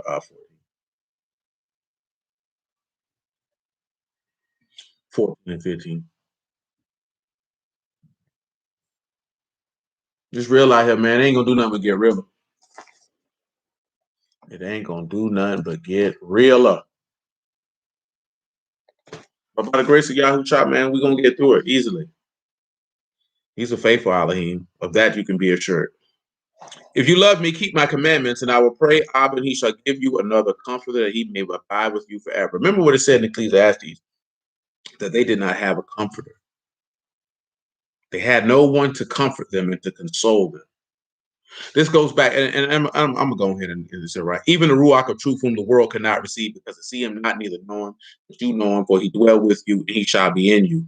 I will not leave you comfortless. I will come to you. See, when you turn around and you look at it, right, it said, because there was tears of the oppressed, they had no comforter. On the side of the oppressors, there was power, but they had no comforter. Remember, Yahushua said, my Alahym, why have you forsaken me? He had no comforter. He left him in that moment comfortless. But remember what he told you. He told you, when they persecute you and they bring you before kings, don't think about what you're going to say, because the Ruach HaKadosh in that hour is going to give you what he's going to say. That's why I say, blessed are those who died in the Ruach from henceforth, for their works to follow them. Because in the midst of that oppression that you will endure, if it be Yahuwah's will that you be counted worthy to suffer for his name, you will not be comfortless. There will be one to comfort you and console you in the midst of that. Most individuals don't believe that. That's why I say by and by, when persecution and tribulation arise because of the word, they are offended. Because they don't want to die with the sword. They rather die with hunger. Those who have the Ruach have that comforter will never die from hunger, because he told you that he will bring to remembrance every word that he has said unto you. That means your soul, your Ruach, will be satiated with the goodness and mercy of the words of the living Alahym, because man don't live by bread alone, but every word that proceeds out the mouth of Yahuwah does man live. See, we don't believe that. We don't believe that. That's why we don't have no power. Nevertheless, and when I say power, I'm talking about power. Let's return. Let me get this Romans 15 out of the way. No, no, no. I need to finish 2 Samuel chapter 10. I need to finish. Now, we came to look at all this stuff with comfort because of verse 2, 2 Samuel chapter 10. We say, I will show kindness unto Hanun, the son of Nahash. And we'll just look at this guy's name. Of course, Hanun is gracious. That's what it means. He's the son of Nahash, and Nahash is a serpent. So he's a gracious son of a serpent. So then said David, I will show kindness unto Hanun, the son of Nahash, as his father showed kindness unto me. David sent comfort to him by the hand of his servants for his father, and David's servants came into the land of the sons of Ammon. Why is this important? Hanun is supposed to be gracious, the son of a serpent. You could look at this and how Moses raised up the serpent in the wilderness, because it said that Nahash showed kindness to David. See, Yahuwah showed kindness to the house of David, or the house of Yasharal, by putting a brazen serpent on a pole to heal all those who looked upon it, who had been bit by said serpent because of their sins. Of course, David is talking about how Nahash was merciful to him in a time of trouble or tribulation. Nevertheless, verse 3, the princes of the children of Hammon said unto Hanun the Lord, think you that David do honor your father, that he has sent comforters unto you? Have not David rather sent his servants unto you to search the city and to spy it out and to overthrow it? Wherefore Hanun took David's servants and shaved off one half of their beards and cut off their garments in the middle, even to their buttocks, and sent them away. Now these men have been sent who were supposed to be to bring in comfort and bear the reproach. They had bear the dishonor. He had to cut off the garments and expose their butt, which, of course, for a man, that's very disrespectful. Even in this modern time, that is disrespectful. Now, when you look at shata, which is the word for seat of the body or buttocks, it's shan and ta. These men have sought to consume a covenant. That's what you've seen going on with the sons of Ammon. They sought to consume a covenant. Though it doesn't state that David and Nahash had entered into a covenant, they had an agreement of peace. That's why he say, I'm going to send a comforter. See, when we're looking at this in the aspect of our people conducted themselves as serpents, because you are of your father, the devil, and the lust of your father you will do. Because he sent his servants to be a comforter, and the people said, nah, and they sought to reproach and dishonor them. Now, when it comes to Yahusha, did they shave off half his beard? Nah, but they pulled it out, though. Did they cut his garments in the middle to show his buttock? Nah, but they stripped him of his clothing. And then had the man standing out there butt booty naked, to bring dishonor to the man when he was seeking to bring comfort unto them. Let's continue. When he told it unto David, he sent to meet them, because the men were greatly ashamed. And the king said, tarry at Jericho until your beards be grown, and then return. These men were greatly ashamed. And that's kalam. They were insult, shame, humiliated, dishonored, put to shame. What does it say in the epistle of Hebrews, or what they did to Yahushua? They put him to an open shame. They humiliated him. It tells you that. Come over here to Acts 8, I believe. Because it doesn't use humiliation in Isaiah 53, but I believe in Acts 8, it uses the word humiliation.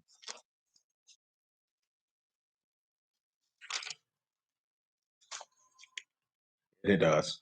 Acts chapter 8, verse 29 or 28. Acts chapter 8, verse 28. See, praise Alahym in the name of Yahushua. Again, the whole text is about it. And what it's about is the ability to not be taken away and frustrated with the works of wicked men, but always trusting in Yahuwah. And most people just can't seem to do that, only because we get carried away with our flesh. See, it's the flesh that carries you away to get off of that. That's why I say if we walk in the Ruach, we have to live in the Ruach, because there's a war between the two. We say walk in the Ruach and not in the flesh, because the flesh wars against the Ruach, and you will not do the things that you ought to do. That's why men have to stand up and be men and lead, and no longer allow things that are not conducive to the building of the people. See, our people are so backwards. When I say backwards, you think you're going to build the people up through economics. You think you're going to build the people up through political strength, but you don't understand that the building of the people starts with the family. As long as the family is fissured and has schisms and is broken, there's absolutely nothing, and I mean nothing, that you can do that is going to have any tangible and practical effect on this people. And that's just if you're excluding the word. Now, of course, you know it's really rooted in the word, but the word is rooted in men having a family. Because he gave Eve to Adam and told them be fruitful and multiply, or to create a family. That is the initial foundation of which the word is started on, by telling a man to go make a family. And for him to have dominion over that family and to rule in that family. And even in that, women complain. See, the men didn't have rule over us. See, we were coded. No, man, nobody trying to hear all that. You weren't co-anything. There was no co-anything, because that man was already there. He said it wasn't good for him to be alone. I'm going to give him a helper. He said, I'll make a helpmeet for him. Helpmeets are not co-anything. Even if you're just looking at it in English, that's not co-anything. Because he said, I gave him dominion and rule. That's what he said. So he had already had that before he even gave that woman that curse. He already had that. She was there to help him in his endeavors. That's it. You have to deal with that and let that go. But see, we don't want to do that. We don't want to do that. Because we feel like everybody feels like they can rule themselves. I don't need to listen to him. I don't need to follow him. I don't need to obey him. I know what I'm doing. But look at our people. Clearly, you don't. You don't. You need someone who has a different way of view. See, and we gotta notice it. You can't let women lead, because they're gonna lead on how they feel. You can't trust your feelings. They'll lead you astray. You can't trust a man who go by his feelings. You can't do it. That's why we can follow Yahusha. Yahusha led by the Ruach. He said all those that are led by the Ruach are the sons of Alahym. Why would I listen to a nigga who led by how he feel? What he think? Well, I'm going to follow somebody who led by the Ruach of Alahym. The Ruach of Alahym is everlasting and never fails. The word of Alahym don't come back void. It's going to prosper in the thing he sent it to. We're following that. But we don't want to do that. We don't want to do that because you don't let these people tell you your gods is Ocean and all this whole other junk nonsense. Niggas around here rubbing with crystals, like still in chaos. You still ain't getting the outcomes you're looking for. You're playing with tarot cards. You're still lonely. You're around here praying to your ancestors. You're still depressed. It ain't working. It's the cap, but it ain't working. This is probably has to be one of the most miserable generations probably in the history of mankind that we presently exist in, that we use a multitude of things to cover up that misery. Now, Yahuwah knows, because he the one who said it, there ain't nothing new under the sun. But if I had the ability to go back in time and be able to go through from generation to generation, I would put a large amount of money. This is probably the most miserable generation of people who ever existed. And you have more creature comforts, more advancements in technology, so they say, and all these other things, and are utterly miserable. Men and women. This ain't just no women, utterly miserable. And ain't nobody sitting back and pausing and saying, why is this the case? You got all these things, people miserable. All these people on psychotropic meds, all these people are junkies and getting high. All these people are not possessing their vessels in sanctification and honor, giving their bodies to whomever they come across, whether hetero or homosexual. Individuals so disturbed in the mind that they say, I need to be another gender. People having wanted disregard for human life. And ain't nobody asking themselves, why are people so miserable? Because most of those things are extensions of misery. And we want to blame it on the government. We have to look past the government. This ain't no government problem.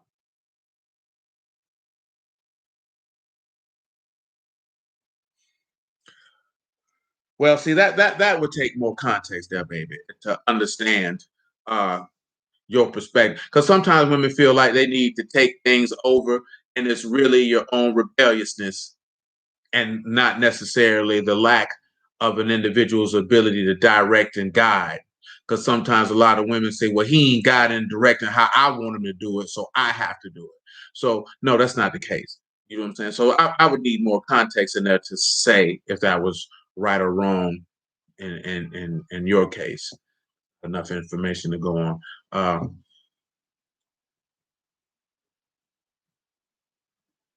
That's why a lot of people walk away from Yahuwah because he ain't coming through how you want him to come through or when you want him to come through. So you say, I gotta go. I gotta go over here. But let me get on here. Acts chapter 20, Acts chapter 8, verse 28. He says, well, 29, excuse me. Then the Ruach said unto Philip, go near and join yourself to this chair. I said this at 28.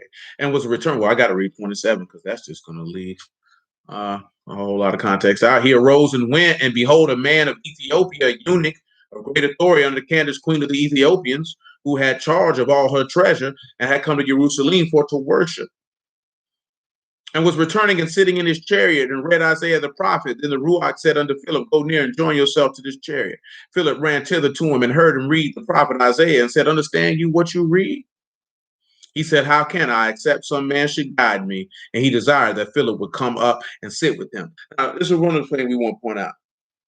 This Ethiopian man was of great authority under a queen of a country who had charge of all her riches. And a man came to him and said, do you understand what you're reading? And his first response is, how can I, except somebody guide me in the way to do it? That is a level of humility. Why this man was able to receive the Ruach this day, a level of humility.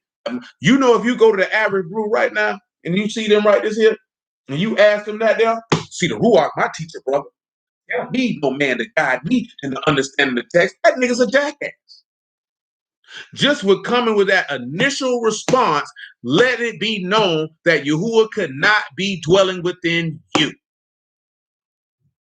Because anybody who had the Ruach of the living Alahym dwelling in them would not respond in that fashion.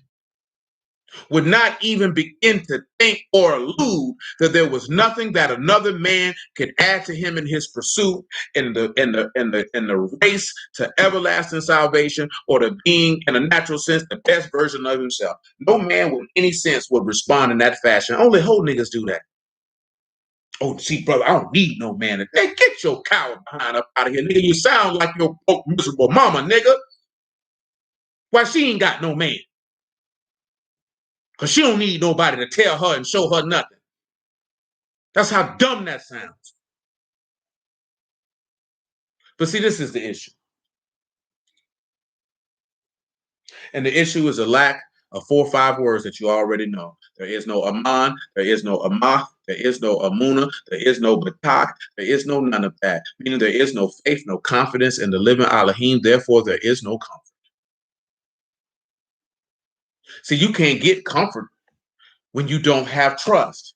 Because why would somebody comfort you when you know that you don't trust them? Why would they do that? And most people don't even want comfort for things of real matters. Niggas want comfort to make themselves feel better in folly or their own vain imaginations. There's very few people who are coming looking for comfort because they are genuinely in a distressed situation.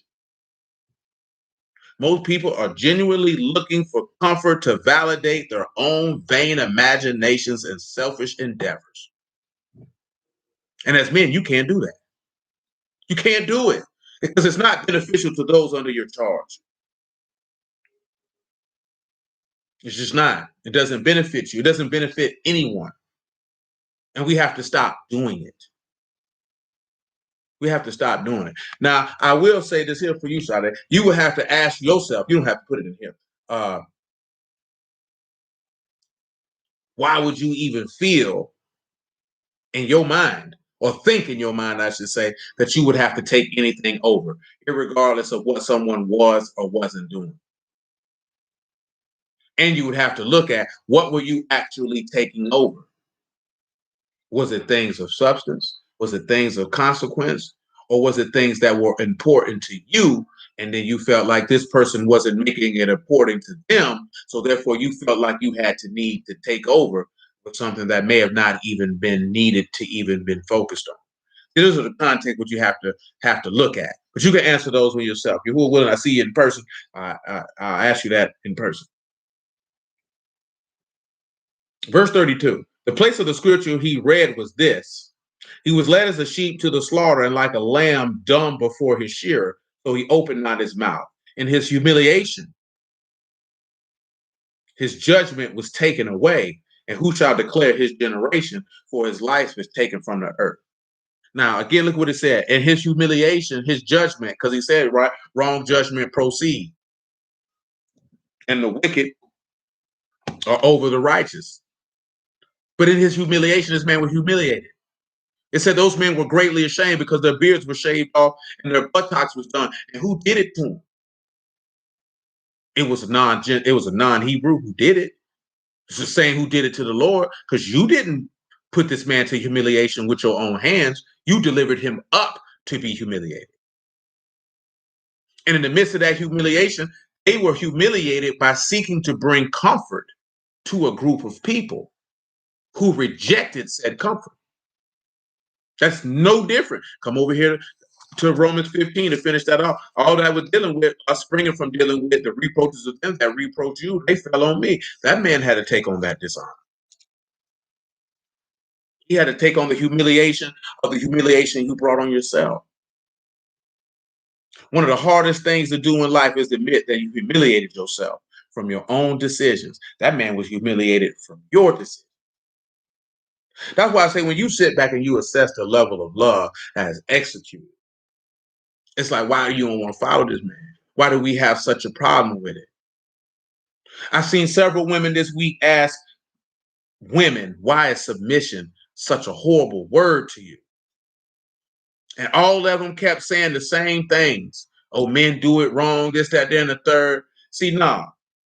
See, that ain't got nothing to do with it. What really has what to do with it is that a lot of women have submitted themselves, or what they felt like was submission, to low level men. Some have no desire to do it, but some, not all, but some have submitted themselves, at least what they perceive to be submitting themselves, to low level men. So therefore that left a bad taste in their mouth. So now when they come to men but who demand it and require it, they don't know how to execute it, because they usually have went a long period of time without doing it. Because most women think they can cut that off and on, and you can't. That's something that is taught in you, and it's embedded in you. I seen dudes having this conversation this week. Men gotta submit to their wife. Well, if you submit to your wife, nigga, cut your nuts off, nigga, because you don't deserve to enter into the kingdom of heaven, because you got pure hoe in you. Submit means to yield to the authority of another. Your wife ain't got no authority over you, boy. So how you gonna submit to her while she's submitting to you? And then they telling dudes this, and I told you this in the past, and they setting you up for failure. Because if that woman see you submitting to her, she is not going to respect you. Only a beta male sent mangina is going to submit to a woman and think that that woman is going to hold him with adoration, admiration, and the utmost reverence and respect after the fact. You got to be a special type of stupid to think that you're going to submit to a woman continually and she's going to respect you as the masculine leader of that household, because she is not. And every woman on here would tell you this. Oh, I'm not respecting this thing. It'll seem cute for a little while. Do it for 6 months. Do it for a year. Watch how she go to talking to you. Watch how she go to handling you. She can't respect that. You're not dominant. Submission is going to put you in a passive position. It's going to put you in a passive position. We know that because a woman has to submit during sex. She has to allow a man to enter her. As in old times, they would say, you have humbled her. Someone who submits is in a submissive position. That's why when you submit to Alahym, you are in a submissive position to him. The same way the son was in a submission position to his father. The father is not in a submissive position to anyone. But see, they don't want to deal with that. I'm telling you, man. You hear a dude tell you men's supposed to submit to their wife, like the wife's supposed. That nigga, that was a hoe. That's not no man. Or at least not no man who deal with no women. Because if you deal with women, you know full well that's not gonna work. That's not gonna work. Did Yahusha submit to you? You tell me, I'll wait for it. You tell me where he yielded to your authority and your will. I'll wait. Somebody let me know when he yielded, when he submitted to you. You tell me. Would you respect him if he submitted to you? No, he served you. There's a difference. Man's supposed to serve his wife. Ain't nobody saying you ain't supposed to do that. You supposed to love your wife and dwell with her according to knowledge. Oh, we promote that. We don't promote to treat your life like she's subhuman and less than prayer. That's not the godly thing to do. That's not what the Lord did with his wife. We don't condone that. We don't condone making your wife bitter against you. We don't condone that. We don't condone provoking that woman. We condone loving that woman that the man told you to cherish and honor her and nurture her, to bring her up to maturity like you're supposed to direct her and guide her as you're supposed to exhibit the joy, peace, long suffering, and loving kindness and gentleness and goodness like you're supposed to. But we ain't gonna put up with your folly though. Because he told you that in Psalms. He said, long as they don't return to their folly, because who ain't putting up with your folly? See, a lot of women and a lot of men in this world believe that you're supposed to put up with a woman's folly. I will not. I'm not putting up with your foolishness. You're going to get checked. And if you don't like it, you can depart. We're not doing this here because we're gonna serve Yahuwah in this house. That's what Yahushua son of Nun said. As for me and my house, we're gonna serve Yahuwah. And if we're gonna serve Yahuwah, we're gonna serve Yahuwah with a level of decorum, a level of righteousness, a level of goodness and kadoshness that cannot be mistaken by anyone who come across our path. That's what we're gonna do. And if you ain't with it, baby, you know. You got dudes around here wrestling and fighting with a woman by wearing weed. If you don't want a woman who wear weed, what you pick one for? That don't make no sense. If you don't like to walk around here with fans on her eyes, what you picked one for? You can't be complaining about a woman being overweight and that ain't what you wanted and you picked her like that. What you picked her for? Oh, she don't listen, bro. Then what you picked her for? Why you still dealing with her then? That's no different. If that man don't want to do this and do that, you're supposed to figure all that out before you marry the nigga. Then what you still dealing with him for?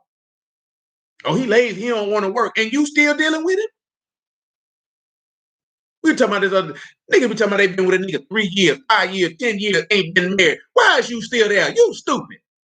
That nigga don't like you. Don't you know? I told you before. Don't you know when a man decides that he wants to marry you, that he's deemed you worthy of being responsible for you? And if that man has deemed you worthy, that you were worth him saying that I will be responsible for you, the least thing you can do is do your part. Keep yourself in shape, keep your attitude correct, keep the man house clean, keep the man stomach full, and keep his testicles empty at the times that he would desire to release himself. That's the least you can do. That's the least you can do. Because that man say, I'll take responsibility for you and take a bullet for you. And you around here complaining, you selfish bastard, you. That junk ain't right. Because guess what? It's a whole bunch of women out here that men have said, you know what? You're not worthy of me being. I'm not taking responsibility for you. But don't you understand something? This man say that he would spread out his hands to a gainsaying people, and he was being followed after people that wasn't even here. He said, I ain't even taking responsibility for these people. I took responsibility for you. You give me your butt to kiss. What you mean by that, Rohan? You give me your butt to kiss. And I said, I found you worthy to take responsibility for. That's selfishness, because you're not looking at it from the perspective of what is actually being done. You're not looking at the benefit that this person is giving to you because you feel like you owed it. That's how people approach you. You feel like he owe you repentance. You feel like he owe you salvation. You feel like he owe you the Ruach. That's why you treat him like that. You don't look at this man found you worth. If he called you, that means he deemed you worthy of him being responsible. Yeah, I mean, if you haven't actually put it on paper and got married, yeah, that ain't even really divorced, man. Because you just was with somebody. Because, and I'm just saying that from our custom. I know a lot of people, we don't need no marriage license. Okay, you want to be them people. You don't need no marriage license. That's fine. But you still need a covenant. There still has to be a contractual agreement between that man and that woman. with 2 or 3 witnesses. Yeah, you need to let. You ain't dealing with him. You ain't married him. Shoot. Yeah, you let him go. That person just gone. Because until you sign that, because that's what the covenant is for. That covenant is evidence that I'm saying that I'm taking responsibility for this person. And this person is saying that I will submit to the authority of this person who's taking responsibility for me. See, unfortunately, in this society, that marriage license has been weaponized as a means to emasculate and castrate many a man, whether he's in the word or not. But I'm just sitting there because if I'm gonna say, yeah, man, if a woman's not doing something a man won't, he should leave. But as a woman, you should look at it. This man is not, and not because he's not doing giving you what you want. If this man is not doing the basics, why are you still there? And you're not married to them. Leave. There's no way in the world as a woman you should be with a man no 5 years talking about, yeah, I be talking to him about getting married. Baby, that man don't want to marry. And why are you still there? If that man can openly and wantonly disrespect you with vitriol and no regard, you need to go. If that nigga put his hands on you, you need to go. You know what I'm saying? If he's not going to do the things that a man is supposed to do, i.e., take care of his own, especially if they have his own household, he's an infidel, he's denied the faith, you need to go.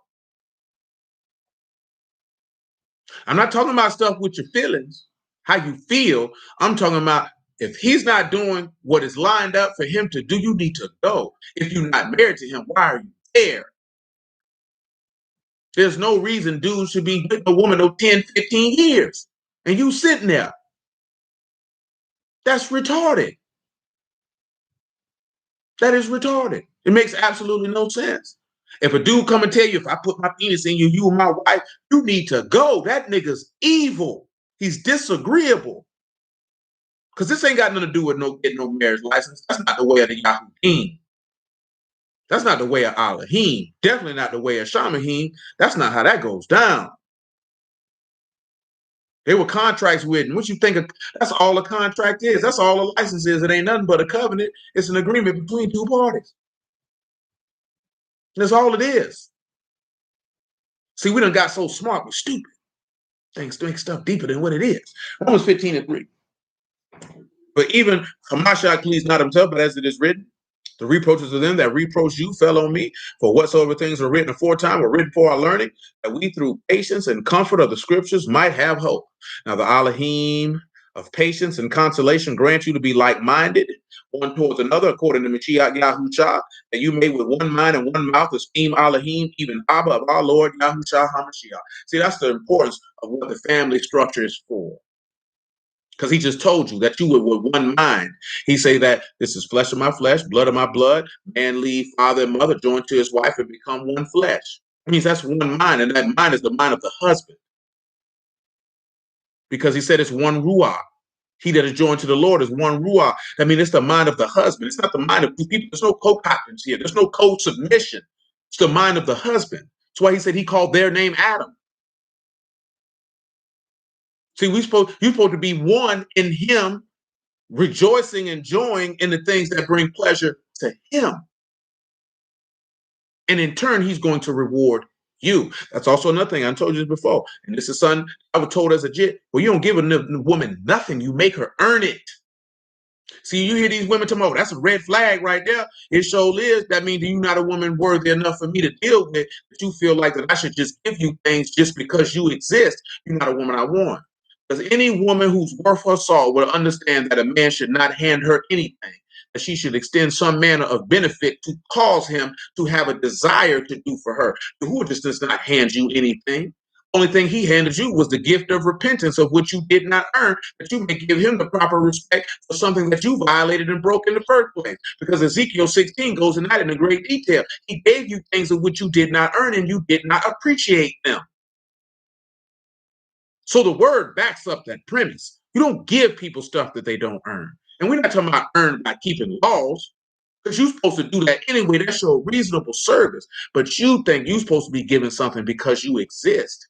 And because an individual wants something for what they're going to give you, oh, that's a red flag, girl. You need to run. Run for what?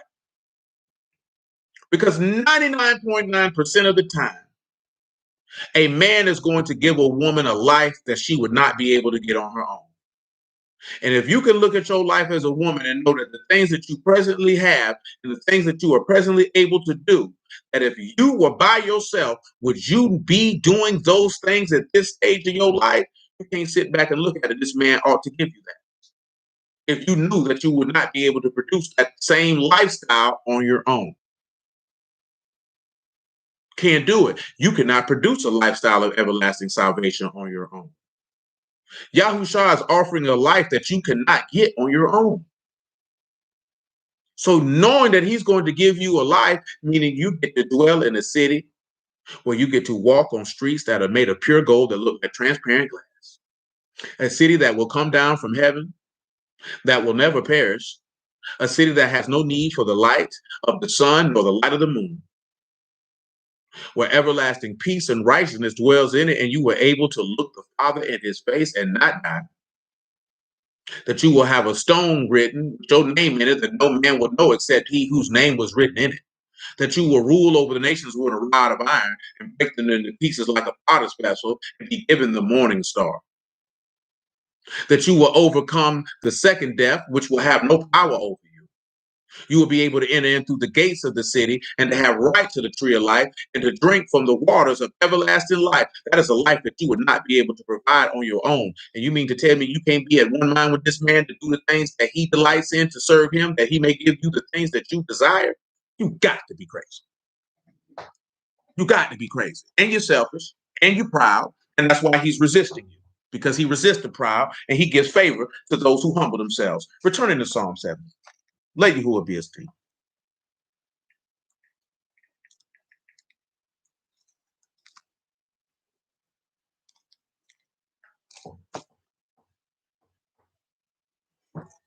We're in Psalm 70. I know I mentioned that Ezra for help. I apologize. A long time to get back around it, didn't it? But you got Ayin, Zayin, Rosh, and Hay. So we know that Yahusha had experienced the piercing or the chastisement of his father. And in the midst of that, he was able to get help. See, Paul made mention of don't be ashamed to be a partaker of the suffering of Alahym. Many people don't want to suffer, meaning they don't want to make the sacrifices and go through the pain that it takes to be successful. Most people don't want to do that. Most of us don't want to go through what Yahusha did, but we want what he has to give. That's no different in this modern time. Most women don't want to build with the man. They want the man to already be built. They don't want to walk with him through the process of building. They want to come in and they want to benefit.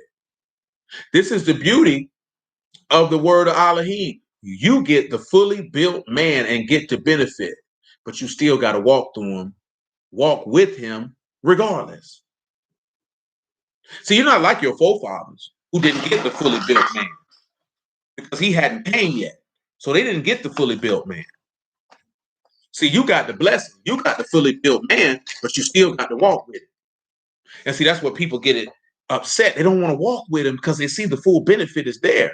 But they don't understand that to still get the extent of the benefit, you got to walk with him. You just got to walk with him. It's a beautiful walk. I promise you it is. It's a beautiful walk. It just might not go the way you wanted to go and how you wanted to go and when you wanted to go, but it's a beautiful travel because at the end of it, it is joyous, it is peaceful, and it's life. You understand me? You're talking about if you were able to conquer this world as Yahushua conquered and overcame it, he's going to make your body fashioned like his glorious body and take you out of this vile, terrestrial, decrepit physical existence that we presently reside in. See, it was another point too, and I told the brother that the other day. I was like, First Corinthians 15 alludes to how you know that Adam wasn't meant to live forever, because he told you that you have bodies celestial and bodies terrestrial, and it let you know that Adam's body was terrestrial. It means he was always going to die. See, our beloved brother Otis had asked that question: did Adam die when Eve ate the fruit, or when he did? He died when he did. See, he died on her own for doing it. He could have withstood and let his wife. Of course, y'all, most of y'all know who've been around here. You know that's a similitude. That's Adam dying for his wife and her sins, like Yahusha died for his wife and her sins.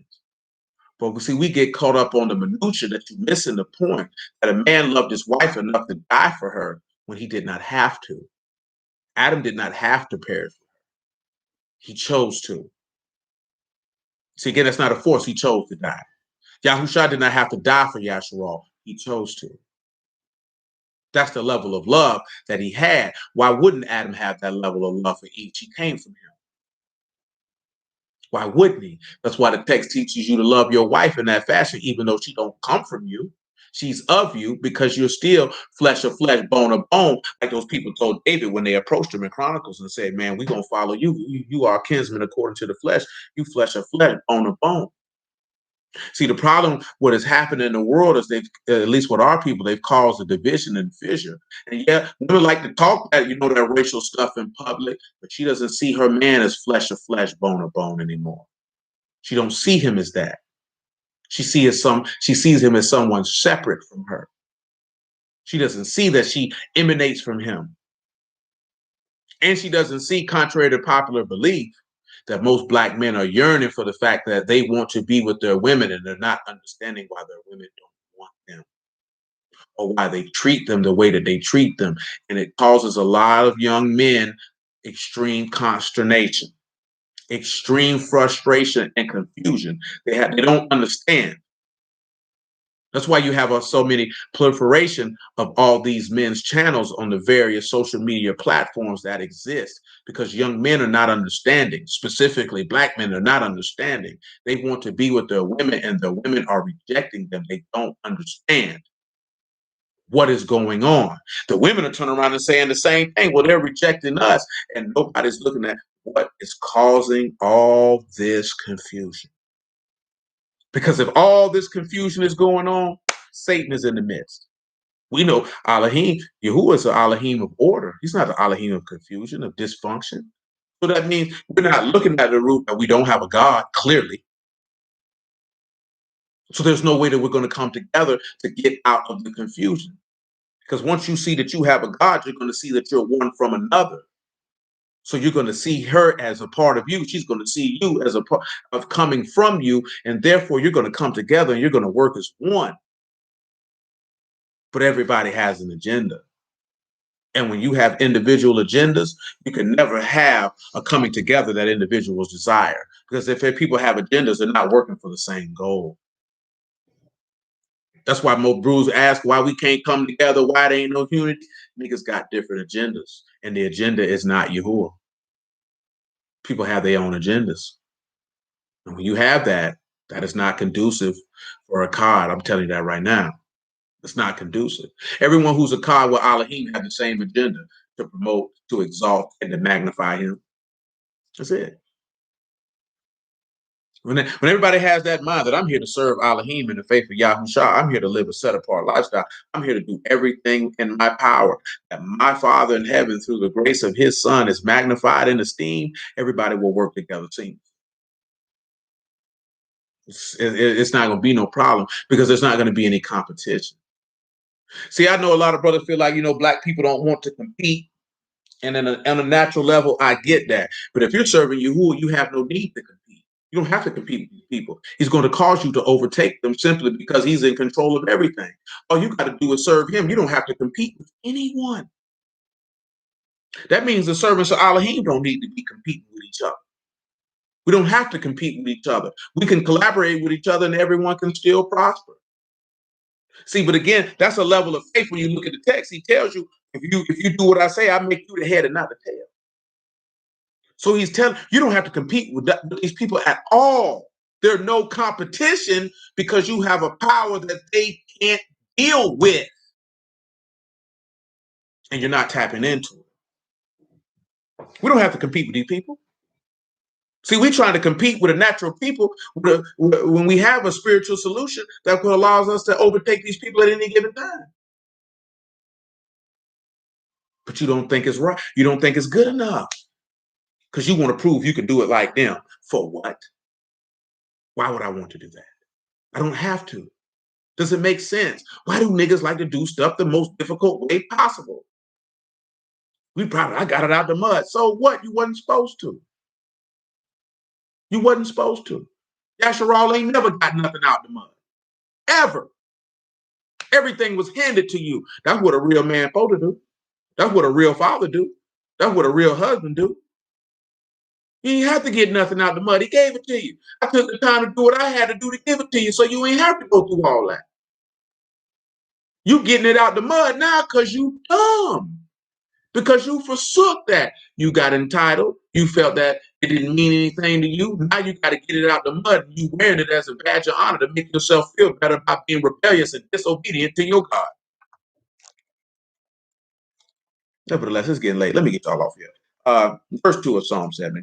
Let them be ashamed and confounded that seek my soul after my soul. Let them be turned backward and put to confusion that desire my hurt. Of course, you know that's John chapter 18 when he said, hey, who are you looking for? He said, Yahushua HaMashiach, and then them people fell backwards. He said, let them be turned back for a reward of their shame that say, aha. Let those that seek you and rejoice, seek you, rejoice, and be glad in you. And let such as love your salvation say continually, let Alahym be magnified. I am poor and needy, make haste unto me, O Alahym, you art my help and my deliverer, O Yahuwah, make no tarrying. When we talk about being magnified, which is Gadol, we already know, that is to become great, to become important, praise, to make powerful, to magnify, basically to lift up. You got Gamal, Dalit, and Lamad. We know that Yahushua was the messenger who was sacrificed. Therefore, that's why we magnify it. That's why we praise that and we magnify it and we let that be known. We have no problem in letting that be known. Listen to what he said. Let all such as love your salvation say continually, let Alahym be magnified. The more that Yahushua is preached, the more that Alahym is magnified. He is praised and he is declared to be great because he manifested himself as a man. He offered himself as a pure and unadulterated sacrifice to his Father to redeem the sins of the people whom he loved, to give them the gift and access to everlasting life through his Spirit, that they may be counted worthy to enter into his everlasting dominion and royal rule. That's why he said, let all, see, many people, they don't love his salvation. That's why they don't let him be magnified. That's why they don't praise him and make him great and lift him up, that everyone may know who he is and what he has done and what he will do. And all of this, because he was desired to bring help, to get help, to bring a comfort to you. And also, of course, the simple stuff of, let my enemies be killed and destroyed. We can talk about that, but we don't got to spend a whole bunch of time talking about that. So, hallelujah for Yahushua in the word. I appreciate y'all time this evening. I bless y'all, the house of Alahym, in the name of Yahushua. Let Yahuwah be praised and let him be esteemed, man. It's a beautiful thing. The word is a blessing. It's an honor to even be able to have the opportunity to understand it, much less hear it. To understand the word of Alahym is a very, very great gift. It's a gift that's not extended to many individuals. You're talking about understanding, you're talking about insight. All the things I be mentioning on the natural level is just to give us the insight of we're not doing what we need to do to him. Yeah, it can benefit us in the natural and practically application. Don't get it twisted. But your soul got to be saved. And once we adjust our viewpoints, it can begin to adjust the outcomes. The outcomes are not going to change when you have the same mentality that got you the outcomes that you did not want. If you want a different outcome, you have to think different. That's the only way you're going to move different. You think the same, you're going to do the same. Let me see. Hold on.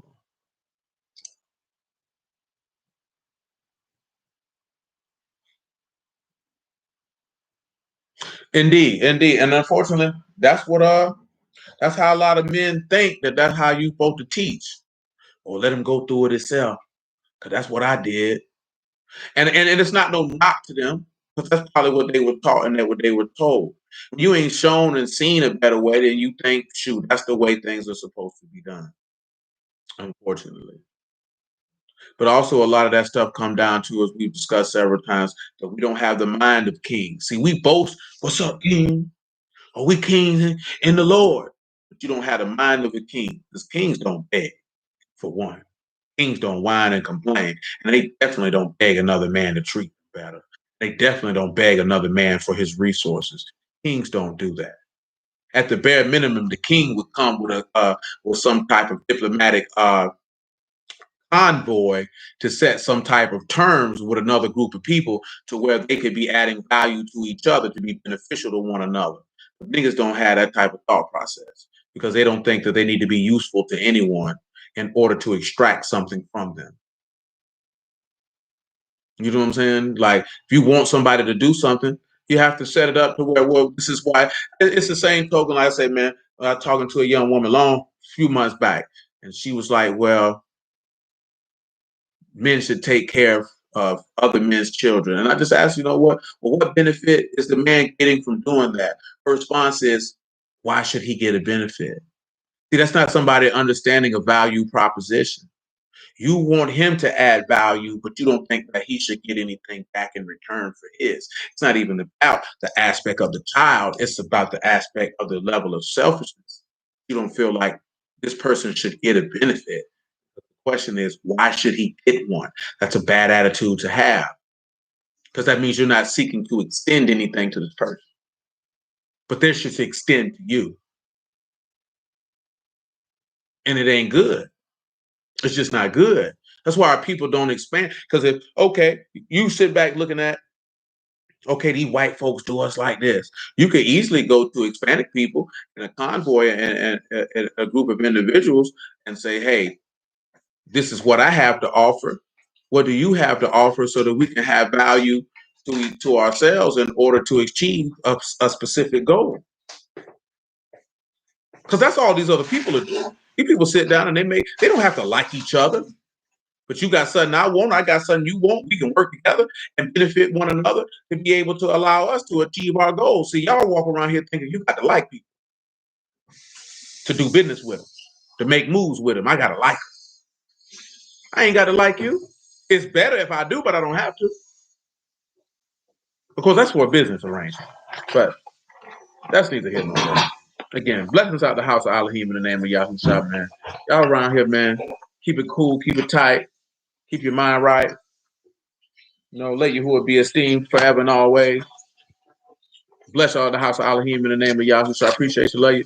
Yahuwah willing to continue to stand firm on that word. Yahuwah willing, we'll pick it up on the Shabbat. Yah will. We got emergence next week. Core Pentecost the week after that.